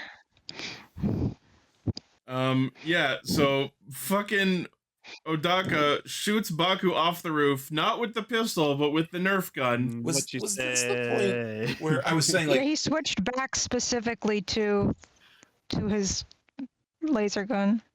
No, wait, it might have been earlier. There's a point when I said, "Oh, I really like the music here." I can't remember exactly which point, but it felt like it wouldn't be out of place in like Death Note or something. I think it was when everyone was falling asleep. I think so. Yeah, I just wanted to bring that. I enjoy the music in the show quite a bit. And you didn't hear in these 2 episodes the main battle theme, "Move Take It," is some fucking banging track. Oh yeah, when it's usually when he's confronting his nightmare, it's fucking sick. And it's also very, very unsettling that we have a Kamen Rider show with lyrics that include "Oh yeah, it makes me hot" in the lyrics. Gonna make you come tonight over to my house. The Zeztz theme ends with "Be the Goat." Be the goat. Yeah, the Zeztz opening is weird. I love the Zeztz opening. I love it. Anyway, yeah, I love the Zeztz opening. So yes, Odaka uses his Breakum Buster or whatever it's called. There's so many of them I can't remember all their names. He shoots Baku off the roof, which prompts him at mid-fall to then descend back into the dream world of his own subconscious, where he confronts the nightmare within his own subconscious, which then manifests into the catastrophe nightmare, which then transforms into the new power-up. He fuses with it by fist bumping it. One more last fist bump! This is so funny considering Ali and I were talking about Sonic Forces today. They were just doing an anime like punch clash thing. Yeah, it's like the brotherly fist clash or whatever the fuck. I just realized too, it's the most powerful thing you can do to a dreamer. Throw the... Oh, God, I almost died. Are you okay? I almost died. Are you okay? I'm fine. The most powerful thing you can do to a dreamer, throw him off a tall anything, because when you fall in a dream, you wake up. You jolt up. It's yeah. the ultimate death. Scary though, man. It's like when you fall off a bunk bed. I hate when it happens. And then he sees Namini and he goes, Dreamweaver. I believe we can Zeztz me with a full arm. Anyway, she's a writer. Zeztz. So yeah, anyway, we get the debut of Zeztz Catastrum, aka the big fucking muscle boy Someone's form. been eating his Wheaties. Yeah. I love the helmet. I just thought of another funny Wayne's World joke. Hey, what's going on tonight? Well, we got Lords 5 and 6 and Kamen Rider Nox. Kamen Rider Nox, is he any good? He sucks. Then it's not just a clever name. Well, it's funny because Nox is doing his aura farming, diving off the building, and then immediately his leg just stops on Catastrophe. Like, that's not physics. Is that an actual picture of him next to the fucking Zoroarder? Well, yeah, that's Catastrophe. He's buff as fuck. No, I just love him just standing there, just his arms next to his bike. This guy's roided the fuck out. Yeah, this is why I like this form more, because I just love how bulky he is. I don't know if it's on the other form on Orderm, but I really like the shape of like the V crest on this helmet. Yeah, the crest is really cool. It's probably on Orderm as well, but that's the part I like. Other than that, I'm not super into the like thick muscle forms a lot. This guy looks like he needs to turn sideways to go through doors. Oh my god, is that how big the triple Zetzer is? I had no idea based on the toy images. It looks like a fucking weapon from Halo. Yeah, it's like a fuel rod cannon. Yep. I was playing Halo last night. I finished Halo 3 with Raven and Marcus and Overkill. David. Yep. Very nice. Yeah. And then oh yeah, so one thing that the Discord's been talking about that I wanted to bring up is, so now that 5 and 6 are dead, are we wondering if maybe someone else is going to take their place? And if so, the obvious answer is Nazca becomes 6. Yeah, I was thinking that too. That's her friend, right? Yeah. Yeah. That would make sense. She's one of the cops. But that means Najimi could be Najimi could be 5? Yeah. He's too much of a comedy character. I don't see them doing that. But if they did, I would support it. Yeah, because they have a chance to fight now. So like, yeah, look, you know he would jump at the chance to fight a nightmare, to solve a black case himself. He would love the opportunity. I would love to see that. And yeah, that's the other form that this new power up gives. This is Orderm. It's like the Catastrum is physical, and this one is like, you know, agile, magical, where it's like cool. Order versus chaos is their whole duality thing. That's cool. And yeah, it looks like it has a similar crest on the helmet too. Just want to say, Ichi and I were being very immature about their rings. When like, I'm Agent 6. No, you're Agent 9 because it's upside down. Then Agent 5, you're like, oh, that's S. 7 is L. we have the humor of 2-year-olds, I guess. Agent 8, more like, Fuck. Well, that's 0. Damn it. Agent Infinity. Yeah. Just waiting for Zero to show back up with Agents 1, 2. He'll be here any minute, Lane. Oh, you'll just have to buckle your shoe in the meantime. I did like to when he was Calstrom, right? Catastrum. When he was Catastrom, all he said was, "I will break you. I must break you." Yeah, like I must break you. Puny rider. He did give off those vibes. Like, just do the whole like, does he? I'm buff. Yeah, like go watch like when he's in that form, he just like loses a lot of his intelligence, so he's just like that would be funny. Break Nox. Me rider kick. Yeah. Me spy on you. I literally wrote in my notes next week, Catastrum smash. But yeah, Decker posted a picture up here. Apparently, Baku puts on his spy uniform in real life. That's sick. Oh yeah. That's really cool. Stan Lee yeah, he comes out of the sword. He's not the real Catastrum. I'm the real Catastrum. Baku, where'd you get that real gun? Where'd you get that gun, bud? Got it from the Zero's desk drawer. He shoots it. He just kills Nox. He's like, "Oh fuck! I thought this had rubber bullets. Why did you think it would have rubber bullets?" Oh, also, they're like while Catastrum's fighting, he straight up smashes Nox's Breakum Breaker. Like that thing's broken. Yeah, I'm hoping that's the last we see of the fucking dumb weapon. I could see him like just spawning a new one. Oh, quick cool thing too. During the fight with Nox and 6 and 7, I thought it was really cool. Like 5 and 6. Sorry, 5 and 6. I thought it was really cool. Don't say it! I know you all listening! Don't do it. Don't say it. I thought it was really cool how they were like breaking the walls between like the dreams. Oh yeah, it looked like they were breaking a set. Yeah, so like they like literally there were like cracks in reality, and then like into their next warehouse set was under that. Yeah, I thought that was cool. And then it was also really cool that like when the monster finished absorbing all the children, you actually see the dream like crumble away into dust.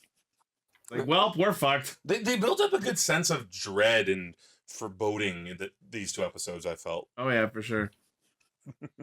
Oh, yeah. Definitely. Decker, you keep that shit up. I'm going to buy the Honkai Star Rail stuff in Fortnite, and I'm going to do all the emotes with them and show them to you. That'll teach you. I'll show you. Yeah. All right. Any other closing thoughts on Zeztz so far? I'm glad it's on YouTube because I actually want to watch more of it. Yeah. I really like this existential crisis that Baku's going through right now. It's pretty cool. Yeah, I think the character's going good somewhere. Development for him. It's gotten darker than I expected. Well, yeah, because like he's starting to realize now that like, you know, oh shit, maybe Code's bad. I mean, that's like, been kind of a thing for a little bit. We just haven't really had the payoff of that yet. It's that like, you know, this is the real world. It's not a dream. Like there are consequences. All the shit's starting to seep into the real world now, and he wants to keep it in the dream world because he has control in that. Yeah. Yeah. All right. Well, that is going to wrap up Zeztz for this week. We're caught up now. Emily, how you feeling? I'm still very tired. But I need to be here for Gavan. I need to. Okay, well, in that case, Jochuk! Damn it! Oh, they're back! I thought I updated the sound. Hold on, I'm fixing this live. Okay, that's pretty funny. Okay, I absolutely fixed it. Hold on. Nope, we're doing it. I'm fixing it. If you all could look into this little light here. Okay, well, while he's fixing it, we're gonna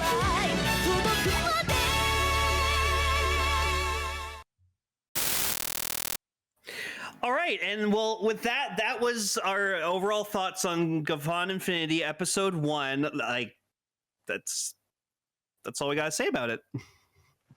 Unbeknownst to the public eye, the Castrangers completed their discussion of Gavan Infinity 1 in 1 single microsecond. Let's rewind the clock and see what that looked like in slow down time.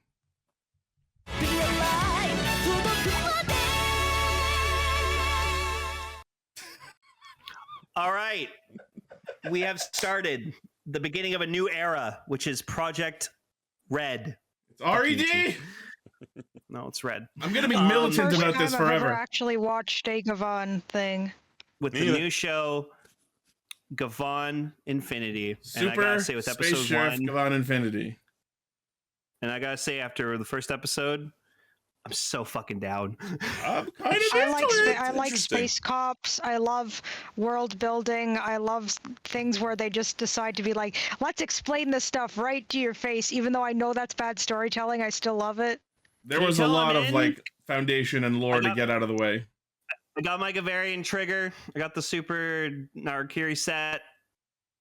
It's awesome. Love it. I thought it was interesting how Reiji could fight pretty freaking well even without transforming. Yeah. Yeah. Well, like he's a police officer. He's gotta be well trained. What the fuck is this? Yeah, I know, but like, who bets they're never gonna show that again, or who bets they are gonna show it again? I gotta watch that. It's bad. I love it, but it's bad. So we open on an amazing CGI space battle, and this is immediately the thing I actually asked for when talking about what we were hoping to see in Gavan Infinity, which was space dogfighting. Ship-to-ship space combat. Yes, give me more. It was the best space dogfight I've seen since Revenge of the Sith. Would you agree, Lane? Yeah. We have immediate mention of Cosmo layers, which we come to understand are the different levels of the multiverse that we're going to be operating in. There's immediate mention of the Maku space. I still wonder if the order of them matters, if they're laid on top of each other. I think it does. When we were talking about the plot summary, there was mention that each of the multiverse layers have like a Greek letter assigned to them, and then a series of numbers that are all puns. So there's alpha, lambda, theta, whatever. Is there zeta? Maybe that'll be the final world we go to. But yeah, it might go that far. Or maybe that'll be Omega. Clearly, the people who worked on this show also are like probably Gundam fans because this felt like Gundam shit as well. You want to talk Gundam shit? Gear. We'll get there. We'll get to that, but so the we have the Amor gear are very interesting because they seem to not only be like a gimmick item, but they're one of the type of gimmick item where anyone who has one can just straight up use it as a weapon on its own, but only the main characters have the ability to like use it inside other things. Mm-hmm. These feel like the halfway point between Judenshi from Kyoryuger and Full Bottles from Build. Both in that they can be used without henching. Like Gochizo. Yeah. And also Gochizo. I was getting big Gochizo vibes. Yeah. Especially with their like talking. But just to talk about the opening bit a little bit. So there was mention of Maku space, Makukan, which anyone who has watched any Gavan things knows that that's like the bad universe where all the villains come from. So it's interesting that they have carried over. I did not know that. So they have carried over some of the like lore bits from the original Gavan series. I, like Emily, know nothing about Gavan. I know almost nothing. I know nothing about this at all. I know a decent amount. All I know is Beetleborgs is the closest I have. Yeah, fair enough. But the most also, I think. So go ahead. I was gonna say, like, we also there's a part in this episode where it felt like the opening scene to Power Rangers SPD. Well, we'll get to that in a sec, but I'm not done talking about the opening space fight. For me, not only was the fight awesome and great to watch, but I think the most interesting thing that most of us immediately noticed was there's more than 3 Gavans. There are indeed 5. Well, obviously this looked like it was like foreshadowing to like I guess like the end of the show. Yeah, apparently what we're seeing. Or maybe it'll is be a like vision. Gurren Lagann and it shows us something that we never actually see. Oh, maybe. But yeah, we see that because we're coming off of Sentai, they basically go, hey, here's a Sentai of Gavans. So in addition to Infinity, Bushido, and Luminous, we also see what looks like a bronze one that is a palette swap of Luminous, maybe her partner, and a purple one that is a palette swap of Infinity, who will probably become Death Gavan. I love that purple. And yes, I think, Death Gavan. So that's going to be my favorite character. And yeah, we come to see that this big fancy space battle is a vision of what may yet come. A vision had by one, squints at notes, Karel Quam Vigiles, and that is the most Gundam-ass name I've read in my life. Yeah, that is incredibly Gundam-y, and I don't even watch Gundam. Most of my knowledge of it comes from me and my friend Nick making fun of the names. Fucking Char over here. Yeah. Yeah, I know there's Quattro Vagina. Is that his last name? Quattro Vagina, that means something different in 4 vaginas! That's right, I said the quiet part loud. So, because it's the first episode, we don't get the full opening sequence. We just get the logo, which is fine. Yeah. And then we cut to the state of the quote-unquote default universe that Reiji resides in, and it's just the setup for Power Rangers SPD. Like, literally, each and they looked at each other. This is just SPD. And you picked up on that 2 lane, so, like... Aliens live among us, and they're integrated into society. Yes, because Mostly. at first it was Men in Black, except it's weird. I think it's funny that it's like aliens live among us and like we're not racist against them or anything, but they have to stay in human disguises for budgetary reasons, which leaves a lot of world building to that seems really discriminatory, but I know it's because they can't do that special effects. Yeah. But the other thing is the whole thing was like, oh, he's part of the records division and he has to like, and they all like think he's not competent because he's part of the records division. And all I could think was this, just like, oh my God, it's the other guys. Yeah. And then I just wrote in my notes, emotional desk pop.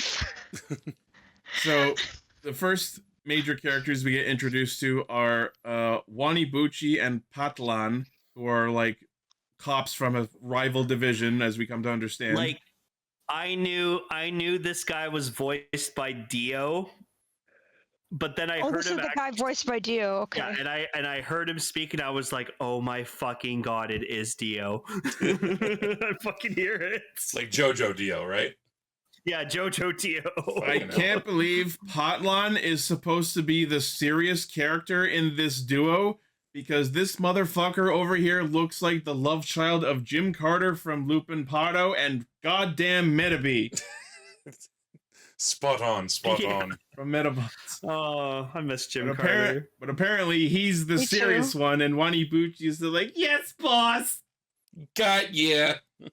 So they're chasing a criminal who has obtained an Emorgear, which are the gimmicks of the season, which are batteries with the powers of different emotions. We see this a little later on too, but I find it interesting how like universal a lot of the tech is in this world. That's an interesting like world. There's a very clear aesthetic to the equipment used. Like a lot of cops use these guns that look like they came out of Mass Effect. Some of them look like they use swords, like power swords. Like it's interesting. But what's interesting to note about the Emorgear that the criminal is using is that it's tinged black, whereas the normal ones are silver. So what we have here is a situation similar to the full bottles where these Emorgears out in the wild are quote-unquote corrupted in some way, and then they have to be put in the fucking oven in the space base and be purified. I see. I think it's interesting how they like the Emorgears have the ability to like, if you put them in the gun, you can like shoot that emotion. Like he like disarms some gangsters by making them like charmed.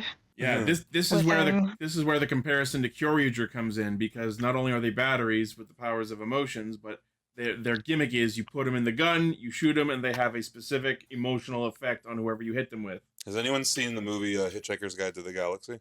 Actually, no. It's like the POV. It's like the POV gun. Yeah. Oh, I'm so depressed. Oh, Decker in the chat is saying that the corrupted ones are called negative Emorgears. That makes sense, because they're batteries. The bad ones are negative energy, and the good ones are positive energy. I think this show is good. Yeah, it's clever. I like it. There was a fun little shout out to I think it was a shout out to the day the Earth stood still, because one of them's named Gort. Yeah, the criminal that they chase around is apparently named Gort because his minions run up. Have you ever seen what Gort looks like? No. Someone posted a picture of Gort. We showed him last week. Did you? Yep. Oh, I immediately forgot.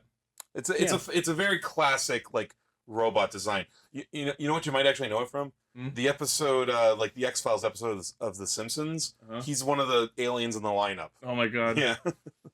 Hey. So yeah, Patlan and Wanibuchi chase this one chase Gort around, who has the negative joy Emorgear, and he like manifests its power in the form of this like heart-shaped arm gun that like not only can shoot but also like whips out to become like a grappling hook that he uses to get away. Yeah, that was interesting. And then he runs into our main protagonist, Doki Reiji. Totally not a Red Ranger. And for anyone who might not have noticed, his main battery is powered by anger, and his name is Reiji. Oh. I also noticed you can tell he's a main character because he has like a million straps on his pants. Yeah. Yes, the Kingdom, the Square Enix logic. Zippers everywhere. I actually put Final Fantasy pants in my Final Fantasy. my notes. I was Final Rage. Fantasy. I didn't think of that. Yeah. I was also happy they gave the Amora gear like a subtitle name part. It's like, oh, this is Kikino. I didn't expect it to have Poke speak and just say emo. I'm sad that they all just say emo and not like their own name. Straight up Pokemon style. Yeah. I mean, we had to be a little different, I guess. No, I just now I'm thinking I hope he has like an evil form later on, Reiji, and he just becomes Atrocitus from DC. Why would you name your child Atrocitus? Yeah, so Reiji starts beating up all of the randos, and then some of them pull out like blasters. Yeah, this is what I was saying. Like, there's a what's the word? Aesthetic? Not an aesthetic. Like, Theming? Sure, not what I'm thinking of, but basically, There's a design code. Yeah, that's a design consistency. A ubiquity. Okay, sure. So they pull out guns, and then he just starts parkouring away. And then one of the nerdier randos just pulls out a fucking bazooka. They just had that. Yeah, I know. Just rocket launcher is what I wrote. I guess it's a bazooka. I don't know. And then when he like jumps, we get like a montage of like random screenshots of Reiji like on the screen. Like, Yeah. that was interesting. And then Is that a because Gavan thing or? I don't know. There's definitely going to be some like tropes of classic Gavan that I absolutely will not pick up on. So I can only hope. And then that I people in didn't the chat know will help about the us with whole they transform in 1 second thing. that. We'll talk about that later. Yeah, the fucking toy does that too. I want to make a point too. The toy just describes it. Yeah. It might Okay, get I love better. that. I thought the fight choreography wasn't too great in this. Like, there was a stiltedness to it. Like, I noticed quite a few times, like, someone, like, waiting their turn. You know what I mean? One time straight, it looked like a guy went a little too ahead of his mark and, like, stepped backwards a few steps. Yeah. Like, you know, I'm looking for this kind of stuff, but It's it could get like better. in Dark Knight Rises when Batman's fighting all those dudes and the one guy Thinking just like the falls same backwards thing. when Batman didn't hit him. Oh. Yep. I was startled. So that was like something I noticed, and again, could get better. And also, I think I'm just comparing it to like Kamen Rider fights have been really good lately. Yeah. So So he jumps off the roof and he does his first on-screen henshin into Gavan Infinity. And then there's some fog happens and we see him like slash the dude up in the fog. That was cool. Yeah. More on the slashing attack later. This suit, man, like it's such a fucking cool design. Like I don't even mind that it's red. Like it's really good. And then he pulls out the Tokimeki battery and uses it to inject, I guess, love emotion into them. It's just like the feeling of your heart being aflutter, which immediately pacifies them and they fall to the ground. I've injected love before. Yeah. And I'm not gonna lie, if they make a memorial Gavarian trigger, which I like to think they will, I'll probably get it because it's just so cool. It's such fucking cool. Yeah, so- right. Like I love the design of it, man. I love this shade of red they use for this guy. All right, so let's talk about the suit design for a little bit.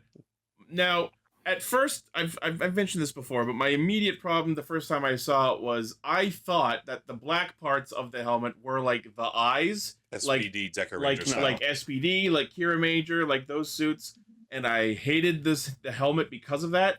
Once I had fully processed that, no, in fact, the red line across the helmet is the eye line, I liked the suit a lot better. The one thing that I still don't like about it, even after that, is I hate that it looks like it's got a Speedo on. And I get that was a thing on the original. Like got a Speedo. I get that was the thing on the original Gavan suits. I still don't like it. At least it wasn't a Borat Speedo. Oh, thank God. Jesus Christ. Or a hentai Kamen Speedo. Also, you get this angry face. Rawr. I also like the emblem on his chest. I like the asymmetry of the like being more like right over his heart. Yeah. You know? The mouthpiece is really cool too. Yes, especially when the suit lights up. I love that bit. They've expanded on it so perfectly. It's so cool. Yeah. So Gavan proceeds to beat up the bad guys. And then I guess the fact that Reiji is Gavan Infinity is supposed to be a secret they keep from all the other departments, which they expand a little bit more on later, but they don't explicitly say it. It was kind of like a context clue thing where like the other departments seem to know that Gavan exists, but no one else knows that Reiji is Gavan because he unhensions before Waniguchi and Patlan show up and is like, "Don't insult Gavan, Mr. Documentation Division." So they don't know that he's Gavan. Which is an interesting. I like that he's part of like a secret organization that like fights multiverse multi-universe threats, but then they all and then nobody knows that they're doing it, and they disguise themselves as like the shittiest department so that no one pays attention to them. That is an interesting way to give us like a fresh new take on like heroes having to keep secret identities. Because think about it, when was the last time one of these Toku heroes genuinely had to keep their identity a secret? That's true. It's not as common as it used to be. Oh, I know Ultraman does it a lot more, but I'm talking about like Rider Sentai. You know, the stuff we're gonna be talking about. The stuff that I care about. Like, I'm sure it exists. Like, and I remember, like, you know, back in the early days of Power Rangers, that was a big deal. Do it? Shoma had to keep it a secret for a bit because he didn't want to like freak out anybody. Yeah, well, Shoma had to keep. I'm not saying it hasn't happened recently. I'm just saying it's been way less common. Common. Yeah, with brings up a good point. I love. There's a fuck ton of these Gavarians. So also, cool. I'll say with Shoma, I think it was more he was hiding the fact that he's not fully human. That is more the thing. Yeah, he was hiding the fact that he was a Granute. Yeah. But yeah, so after all of the mooks get beaten up, Wanipot show up in their shuttle and like crane game grab this dude by the head and arrest him. Hilarious. Yeah, their police car has like a crane claw on it. Because I just love the idea too, because like, you know, we have aliens living on Earth, so we have spaceships, we have higher tech. What's a constant with like spaceship, like sci-fi technology? Tractor beams. Tractor beams. No, we're just gonna pull this dude up like a prize in a crane game. Just a claw, yeah. I love the idea that that's the one thing they couldn't figure out. The claw. Ooh. Toy Story 5 trailer out now. Oh yes. But yeah, so Wanipot show up and go. Hopper's on March 6th first. Yeah. So Wanipot, which apparently is like the duo ship name of Waniguchi and Patlan, show up, crane the guy away, and go, "We'll take credit for this arrest. Bye!" and promptly fuck off. So one thing that was interesting that I can't wait to see more instances of is apparently because aliens and space travel are apparently just so integrated into society in this world, the cops just have like spare shuttles parked away in warehouses behind random shops. There's a surplus, I guess. So I'm looking forward to seeing like, where is this week's shuttle being stored? You know what I mean? Also, I like when he was going to. They're just gonna hide them in different places. Yeah. I like when he was going like on his way to the shop to like get to his shuttle. He just like flips over a dude. He's just like, ah. Oops, sorry, I was practicing my parkour. Quirky pro tag energy. Yeah. So we get up to the Gavarian base, which again, just I hope you like Gundam. Yeah. Like the aesthetic felt very Gundam-y. So it looks like not only is there the Cosmo Gavarian, which is their like main spaceship, but it looks like there's an actual like main base that all of these ships dock at. So I'm looking forward to seeing what's going on in there. But we go into the Cosmo Gavarian, and that's where the narration explains about the documentation division being the ridicule division, who are secretly the ones undergoing the mission of stopping the Imorgiers from rampaging. And we get introduced to Reiji's support crew, the chief Date Daisuke, and their AI support robot Agi. Oops. I just want to say, I love Agi. I love her so much. Fun. I love her tie. Like, unironically love her tie. The tie's kind of neat. I like her catchphrase where she's just like, just how the chief made me. I'm a fan of like android type beings, so of course I like it. But I will talk about a thing that I love that she does later, but like when we get to it. But yeah. Hey Taro with the persona joke, will she level up into Agi Lao? For those who don't know, Agi is the basic fire spell in Persona games, and Agi Lao is the next level up. So they go into a brief explanation about how their mission is to detect, monitor, and stop rampaging negative Emorgi. Yes, unfortunately, as we've discussed, the name of the power source from the Emorgears is Emorugi, which when read by an English speaker looks like Emorgi. Again, Yeah, it's supposed to be emotion and energy. Emo orgy. The emo orgy. The emoji. I mean, I'm sure orgies bring up on a lot of emotional energy. Especially the one from the Love Battery. Oh, yeah. From Tokimeki. Yeah, this is the joke from emojis, right? Yeah. Emojis. So it's their mission to be the only ones who can stop the Emorgears' negative energy from rampaging, spilling out between the universes, and causing cosmic destruction, I guess. We'll probably get more into what they are, why they exist, and what would happen if they went out of control later. Yeah. And we get Agi explaining how the setting of this show is spread across multiverses, which they refer to as cosmo layers.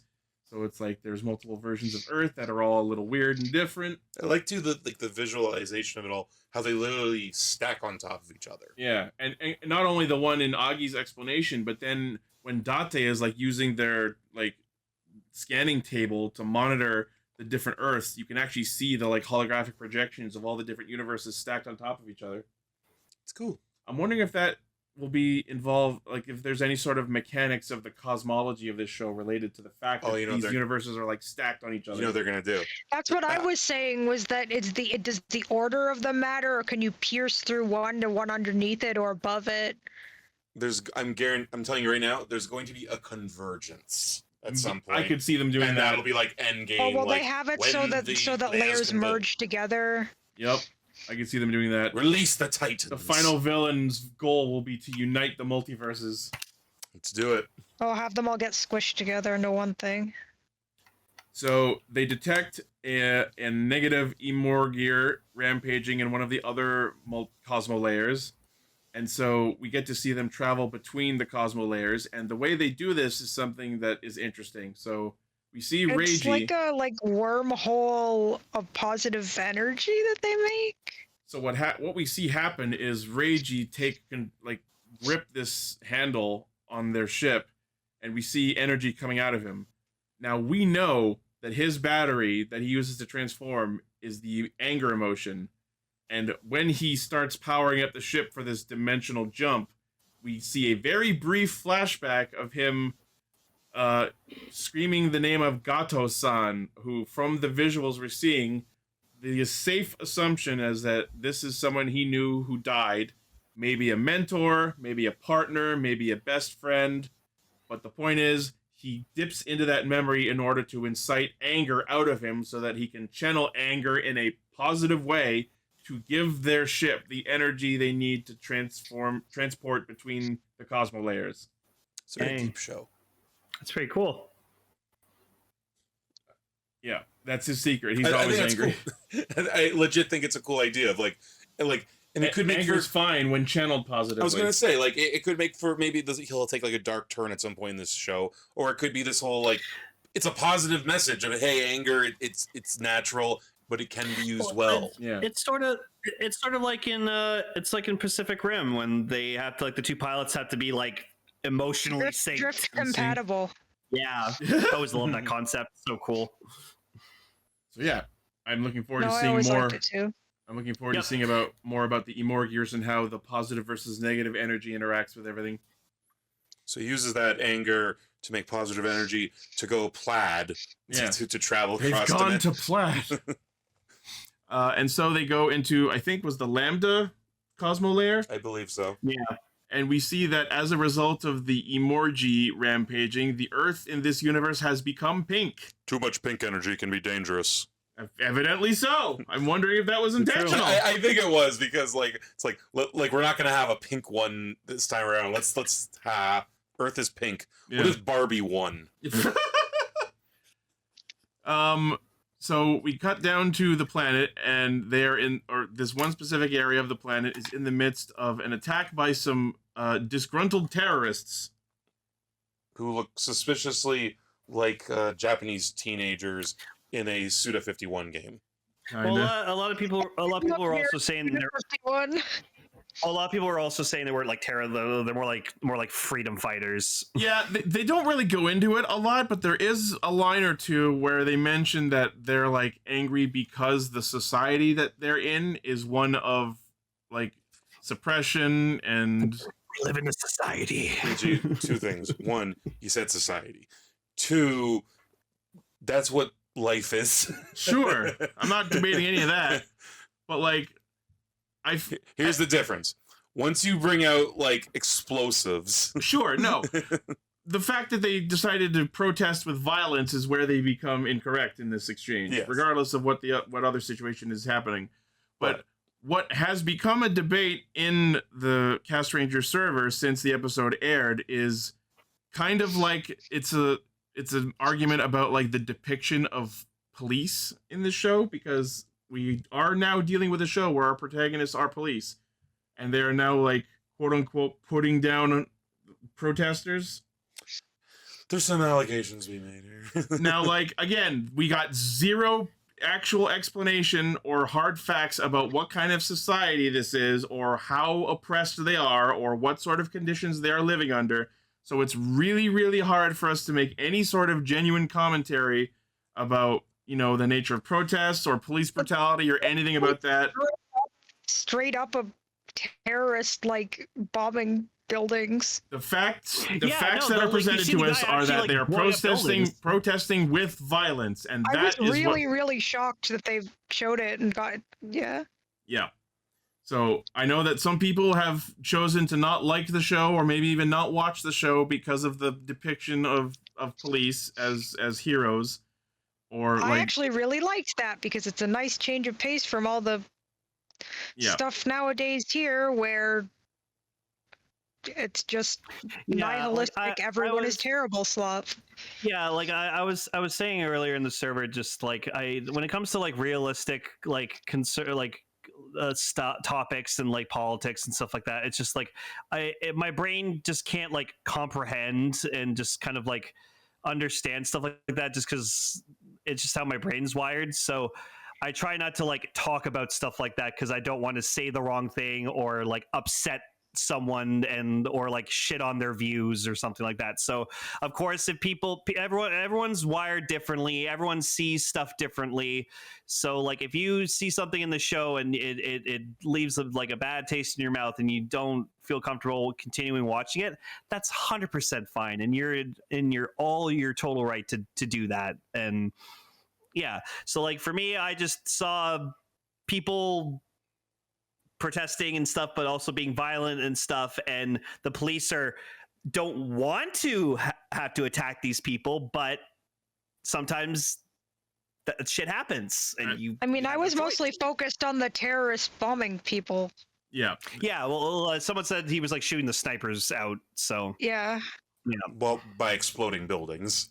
Mm-hmm. The fucking head. I don't know if we ever got a name to him, but like the head of the freedom fighters, if that's what we're gonna call them, was straight up just like casting ruin spells from Final Fantasy 13 at things.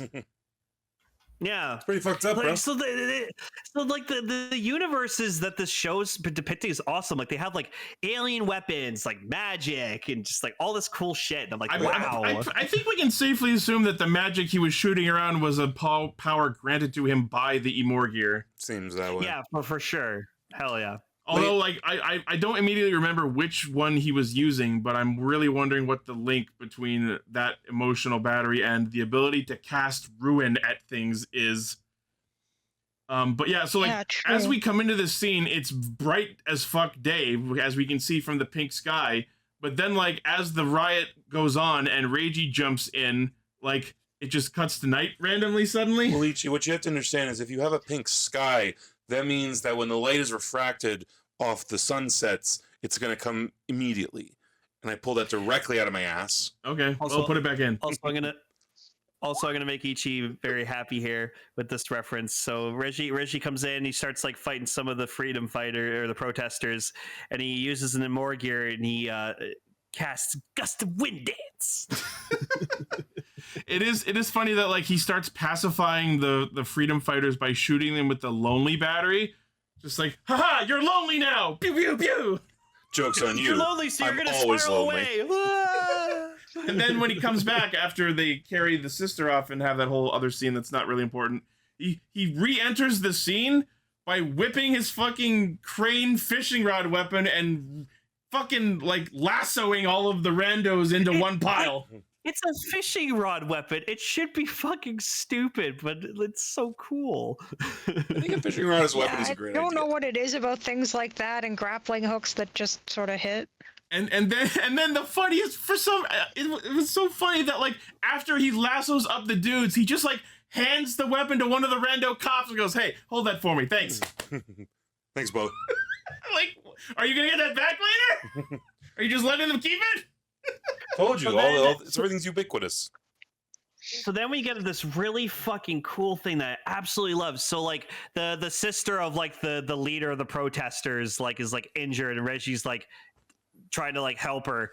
And so then like they call Augie down and like she gets like teleported down, but then she like takes on like a medic persona. Yeah, because and, she's an AI, apparently that comes with the ability to turn into particles and teleport out of the ship down into the scene, and including a full costume change, and you know she's gonna have a different costume every week. 1 week she's gonna end up being... she's this is like just something because she's an android / AI. She can just do whatever, anything. Yep.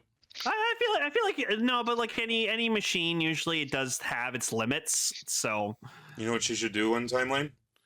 When she manifests, she should look like Robert Picardo. Oh my god! I'm your emergency medical hologram. Gavan Infinity again. And we'll talk more about him later, but we also see that our secondary hero Setsuna is just around with his own like backup team of cops on the scene, but he largely stays out and uninvolved with the scene going on because this is the debut episode. It's not his time yet. He aerofarms, he hypes, you know. Yeah. Oh, the lead terrorist dude's name was Hitoshi, and the sister's name was Miharu. So yes, the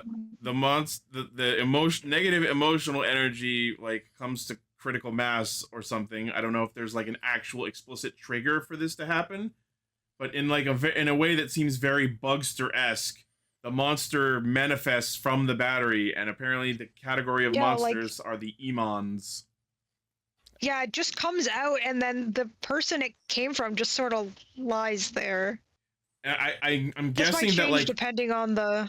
I'm wondering if when the Emon spawns, that like resolves the mental corruption that he had been undergoing, because like the negative emotions of the Emorgi are clearly twisting his and exaggerating the negative emotions in him. That's probably what's going on. So now I'm wondering if when the Emons manifests, the human is quote unquote purified. Emon is a great name for what they're going with here. Yeah, because they're emotional monsters. Yeah. Emon. Emotional monsters. Gotta love them all. Also, I gotta say, I loved this week's monster. I thought it was really interesting. It looks like a Metroid monster to me. You know what I mean? Yeah. And apparently... It does look Metroid-y. Apparently its name is Emon's Pound. That's what they called me in high school? Born from Nega Emorgir Hazui. Oh yeah, so that emotion was like embarrassment, I guess? I don't know how that thematically ties to freedom fighting, but alright. You're embarrassed for... Because you're embarrassed to stand up for what you believe in. Sure. What? All the Emons look the same but different colors. I really hope that's not the case because that would be very lazy. Yeah, so the Emons manifests and we get our first proper quote-unquote henshin of Gavan Infinity. And here is true where... Gavan fashion. This is where the show does the most brilliant fucking thing. So anyone who has watched anything of previous Gavan will remember that their most unique trope that they ever did was that when Gavan henshins, it's done in an instant, and then the narration goes back and explains Gavan's electroplate ability is done with super space particles that happens in the span of 1 microsecond. Let's flash back and watch it slowed down. And so Gavan Infinity uses this as the excuse to give us the stock henshin.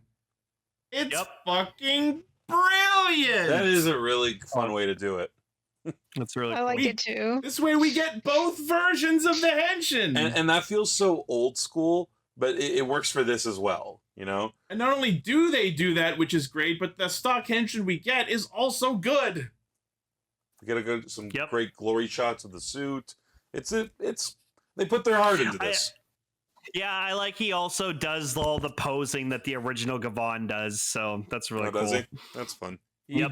That Oh yeah, motherfucker no, this is Jochaku's. a big this is a big love letter to the original Gavan. So And so we get such a pretty suit. the formal debut of Gavan Infinity. He even mentions, "This is my debut appearance on this Earth," which is a line Yep, that there's makes the gift. which is a line that makes sense both in and out of context, or in and out of Yes, universe. He proceeds to speed tackle the monster. Oh yeah, use fucking tackle. Want to see me tackle that Super monster? effective. Want to see me do it again? Yeah. And that's when the opening song for the show plays during this battle. Okay. I asked you earlier. There was a song that played earlier, and I was wondering if that was the theme. No, that wasn't like it. When he was fighting the crooks in the first fight of the episode, that's probably an insert theme, but it is also a banger. I was gonna say I actually think I need to hear both of them in full. I think I like that one more. It's pretty good. There's been really good insert songs in Toku a lot lately. One of my favorite recent examples I was telling you earlier is "Move Take It" from Zeztz. Oh yeah. That song is like way too hard of a banger. Oh yes, people are saying it's called "Hero Who's the Hero." So there you go. You can look that up if you want. They say that a hero can save us. But yeah, so we get the song, the theme song, which is called "Love Is the Strongest." So I'm wondering if that's a hint that we'll get a super form later. Like love emotion is the strongest one. He'll become a pink Gavan, and he'll be powered by love. Could you fucking imagine? I would love that. Yo, Actually, if we get a shiny pink Gavan down the road, I'm down. That'll be cool. you know what? It might just save your life.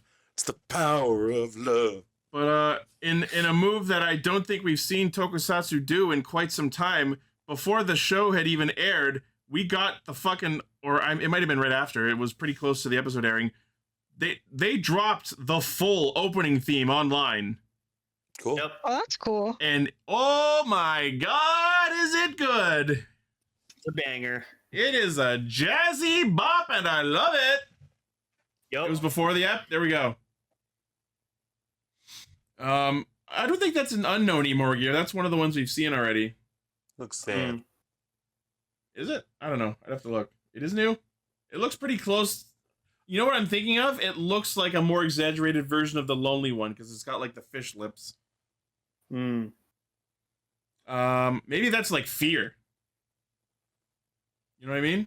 Do we have a Fear one already? Yeah. That's the one I was thinking of. Yeah, we have all of the known Emor gears as emoji in the server. Mm-hmm. But you know what? You can see what I mean, right? Like it's got like the frowny the face. same fish lips. Yeah. We haven't had Fear, so that might be Fear. No, Ichi, the fish lips were in Zeds with the. Oh yeah, the monster. Yeah.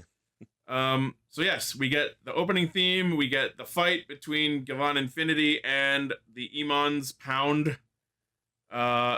And I think the fight was all right. It wasn't the greatest fight, but there was some pretty cool stuff. One thing that I noticed that they didn't really talk about beforehand was apparently he has the ability to just like shoot energy out of his wrists that he uses to like propel himself around in one shot. Iron Man's very popular right now. Yeah, they were repulsors. No, that was That cool. was though. basically repulsors, yeah. And then yeah, he pulls out the Gavarian blade, which, as we all know, is a fucking reskin of the Momotaro-zan from Dawn Brothers. Yep. Oh my god, it is. And then they really drive that point home in his finishing move, which is just straight up the Momotaro-zan or Avataro-zan special attack again, complete with solid back background and the trail of the energy sword following him as he goes. The background. The background. Ichi, Back background. They're Nice. simply paying tribute to your third favorite toku, Sentai. I'm gonna have to live with that now that I've said that. It's on air. It's on the internet. And then as he does this badass Hisatsu attack, apparently his like catchphrase, I guess, is like don't make the sun god angry, which is a Yeah, reference I was to him. gonna ask what the deal was with that. So, firstly, Rawr. his emotion is anger. I believe the reference to the sun god is because the emblem of the police force of the Gavan series in general is the Nazca bird. That's cool. Oh, yeah. okay. The Nazca lines in Fru. Yes. I'm sorry, but because I don't know that stuff, to me that had all the energy of like in Blade. Some motherfuckers are always trying to ice skate uphill. What does that even mean, dude? What does that mean, dude? So yeah, Gavan Infinity destroys the monster, and then Setsuna walks up and claims the arrest for the terrorist. Gavan Infinity really is just out here getting all of his credit stolen. Yeah, I feel like that's going to be a running gag with the show. Yeah. And then, obviously confused seeing another Gavan, we see Setsuna immediately henshin into Gavan Bushido. It's pretty awesome looking. Honestly, best suit I've seen so far. Yeah, it's my favorite too. But yeah, Ichi's probably happy because no Speedo. Exactly, he's got a belt. That's way better of a design. Wait, Ichi, here's the question though: if you had to see a person wearing that, just a belt or just a Speedo? Yeah, that's a fully different question. And yeah, even though they were fighting at night, the second the fight is over, it is back to daytime. Well, it's like I was saying, dude, the gravitational pull in this universe, it's much different than our own. We can't judge them for these sorts of things. Like, sure, when it went from day to night earlier, we could explain that, there was a time difference because Setsuna fucking crane game yoinked Reiji and Miharu away, and there was a time difference between that and them in having the whole scene with Agi as the medic. But then, straight up, the fight ends and night turns to day. So I'm like, I guess in this universe, time of day is fucky. Oh, Jack Player's asking if you want a Gavan suit. Sure. Who wouldn't? What's your emotion, Ichi? What emotion do you want to carry? You're gonna have to get back to me on that. If you had asked me 2 or 3 weeks ago, I would have gone with loneliness, but that isn't quite accurate anymore. Oh. Yes. Thanks, Allie. Love you. Love you. I know she's listening. Wait, when did this happen? 2 weeks ago. A week ago. About a week ago. Oh my god, heck yeah. I don't want to get too excited too soon, but we love each other. I'll say it. Aw. Ah. Cute. And Anyways. I've showed her some episodes of Toku. I showed her Gavan Infinity. I showed her King Oger. I showed her the first episode of Garo, and so far she's liked what she's seen. She likes you. She's got to have a good taste. Yeah. I knew once she saw King Oger and liked it, I was like, this one's a keeper. Oh. Yep. So that's why I got rid of Gar. Yeah.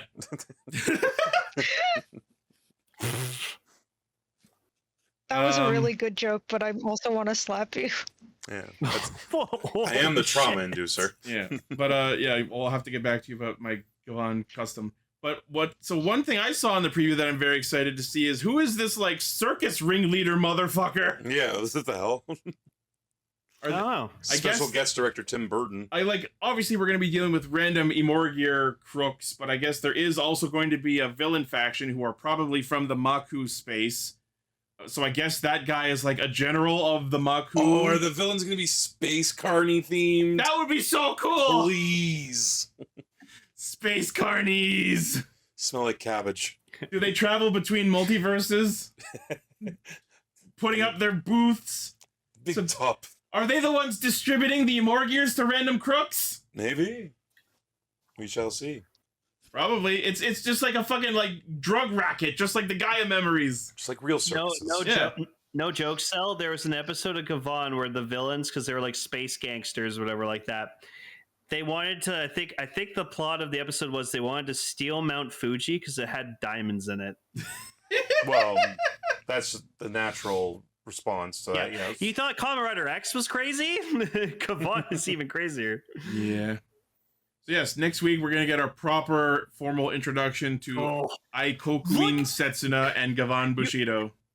You want to talk about aura farming? Look at that fucking picture. Jesus Christ. This guy's going full FF14 Viper. Man. It's such a good suit. Oh yeah.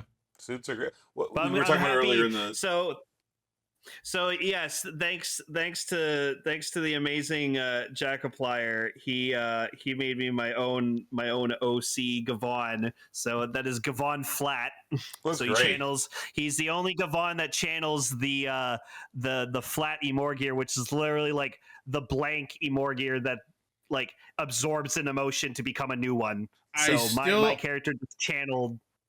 I just want to put out there, the design is great. Your idea is great. I still think having your power set be named Gavan Flat is restrictive. You are fully precluding yourself from maybe having other forms later.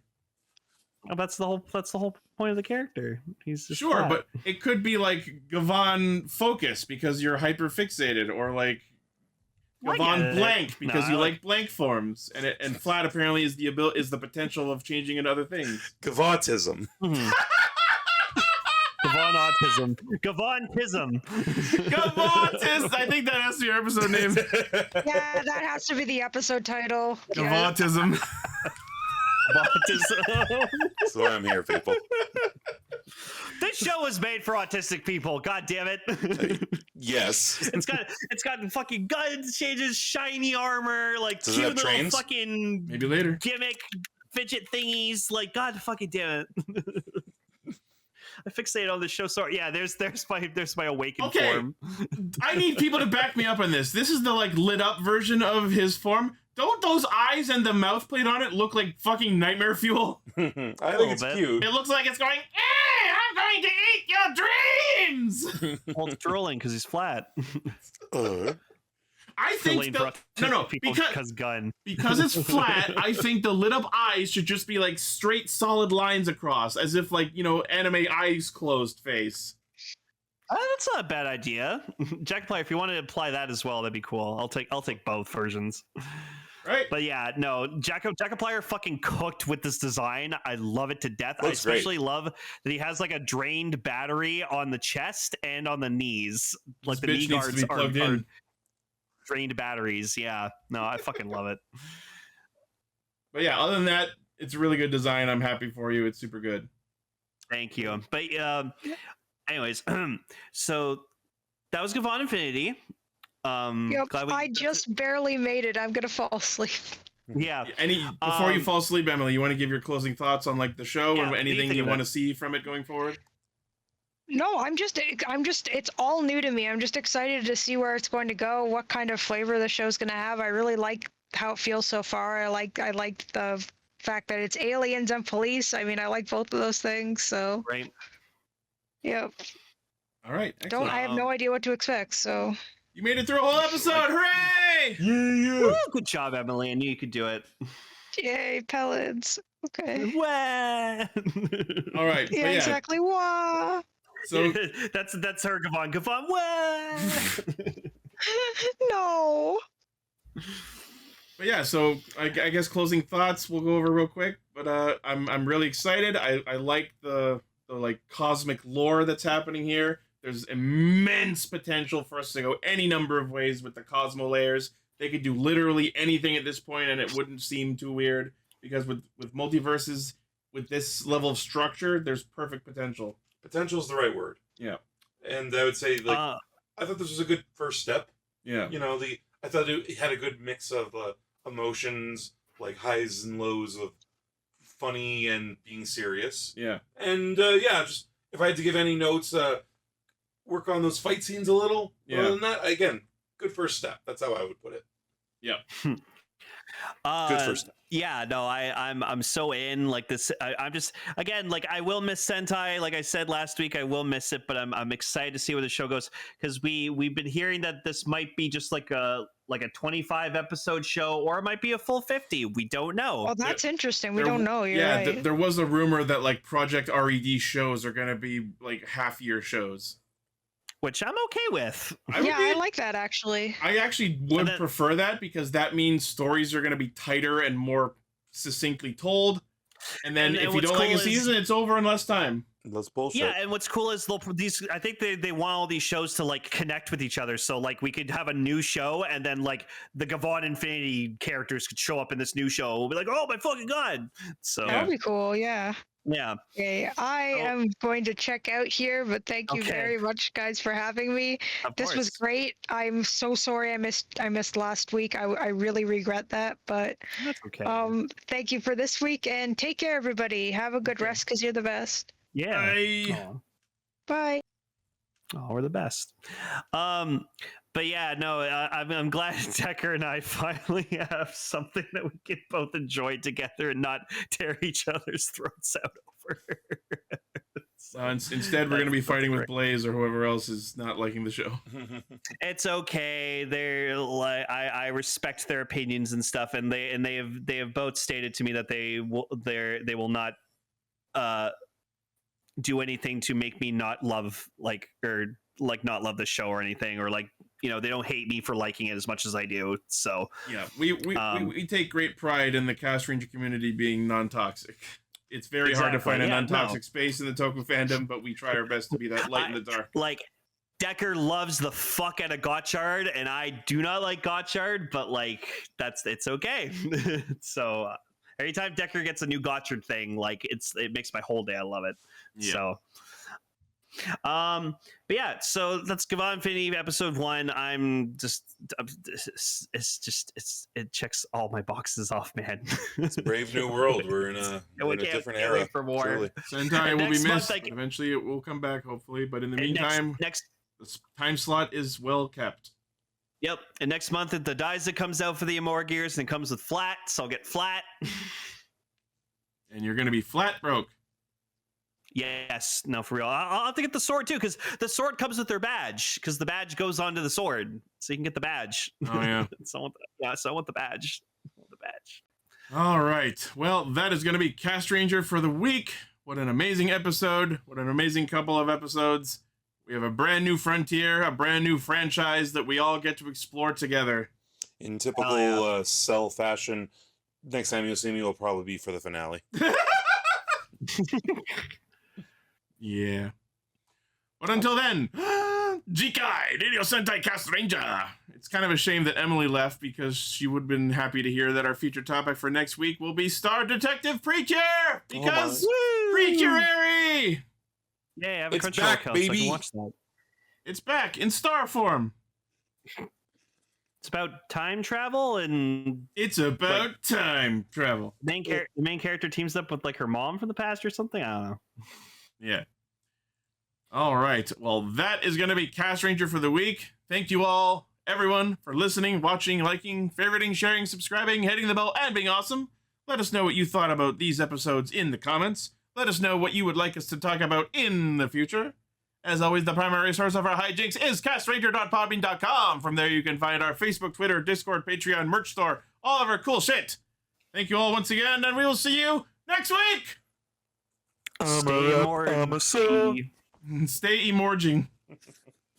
We'll workshop that.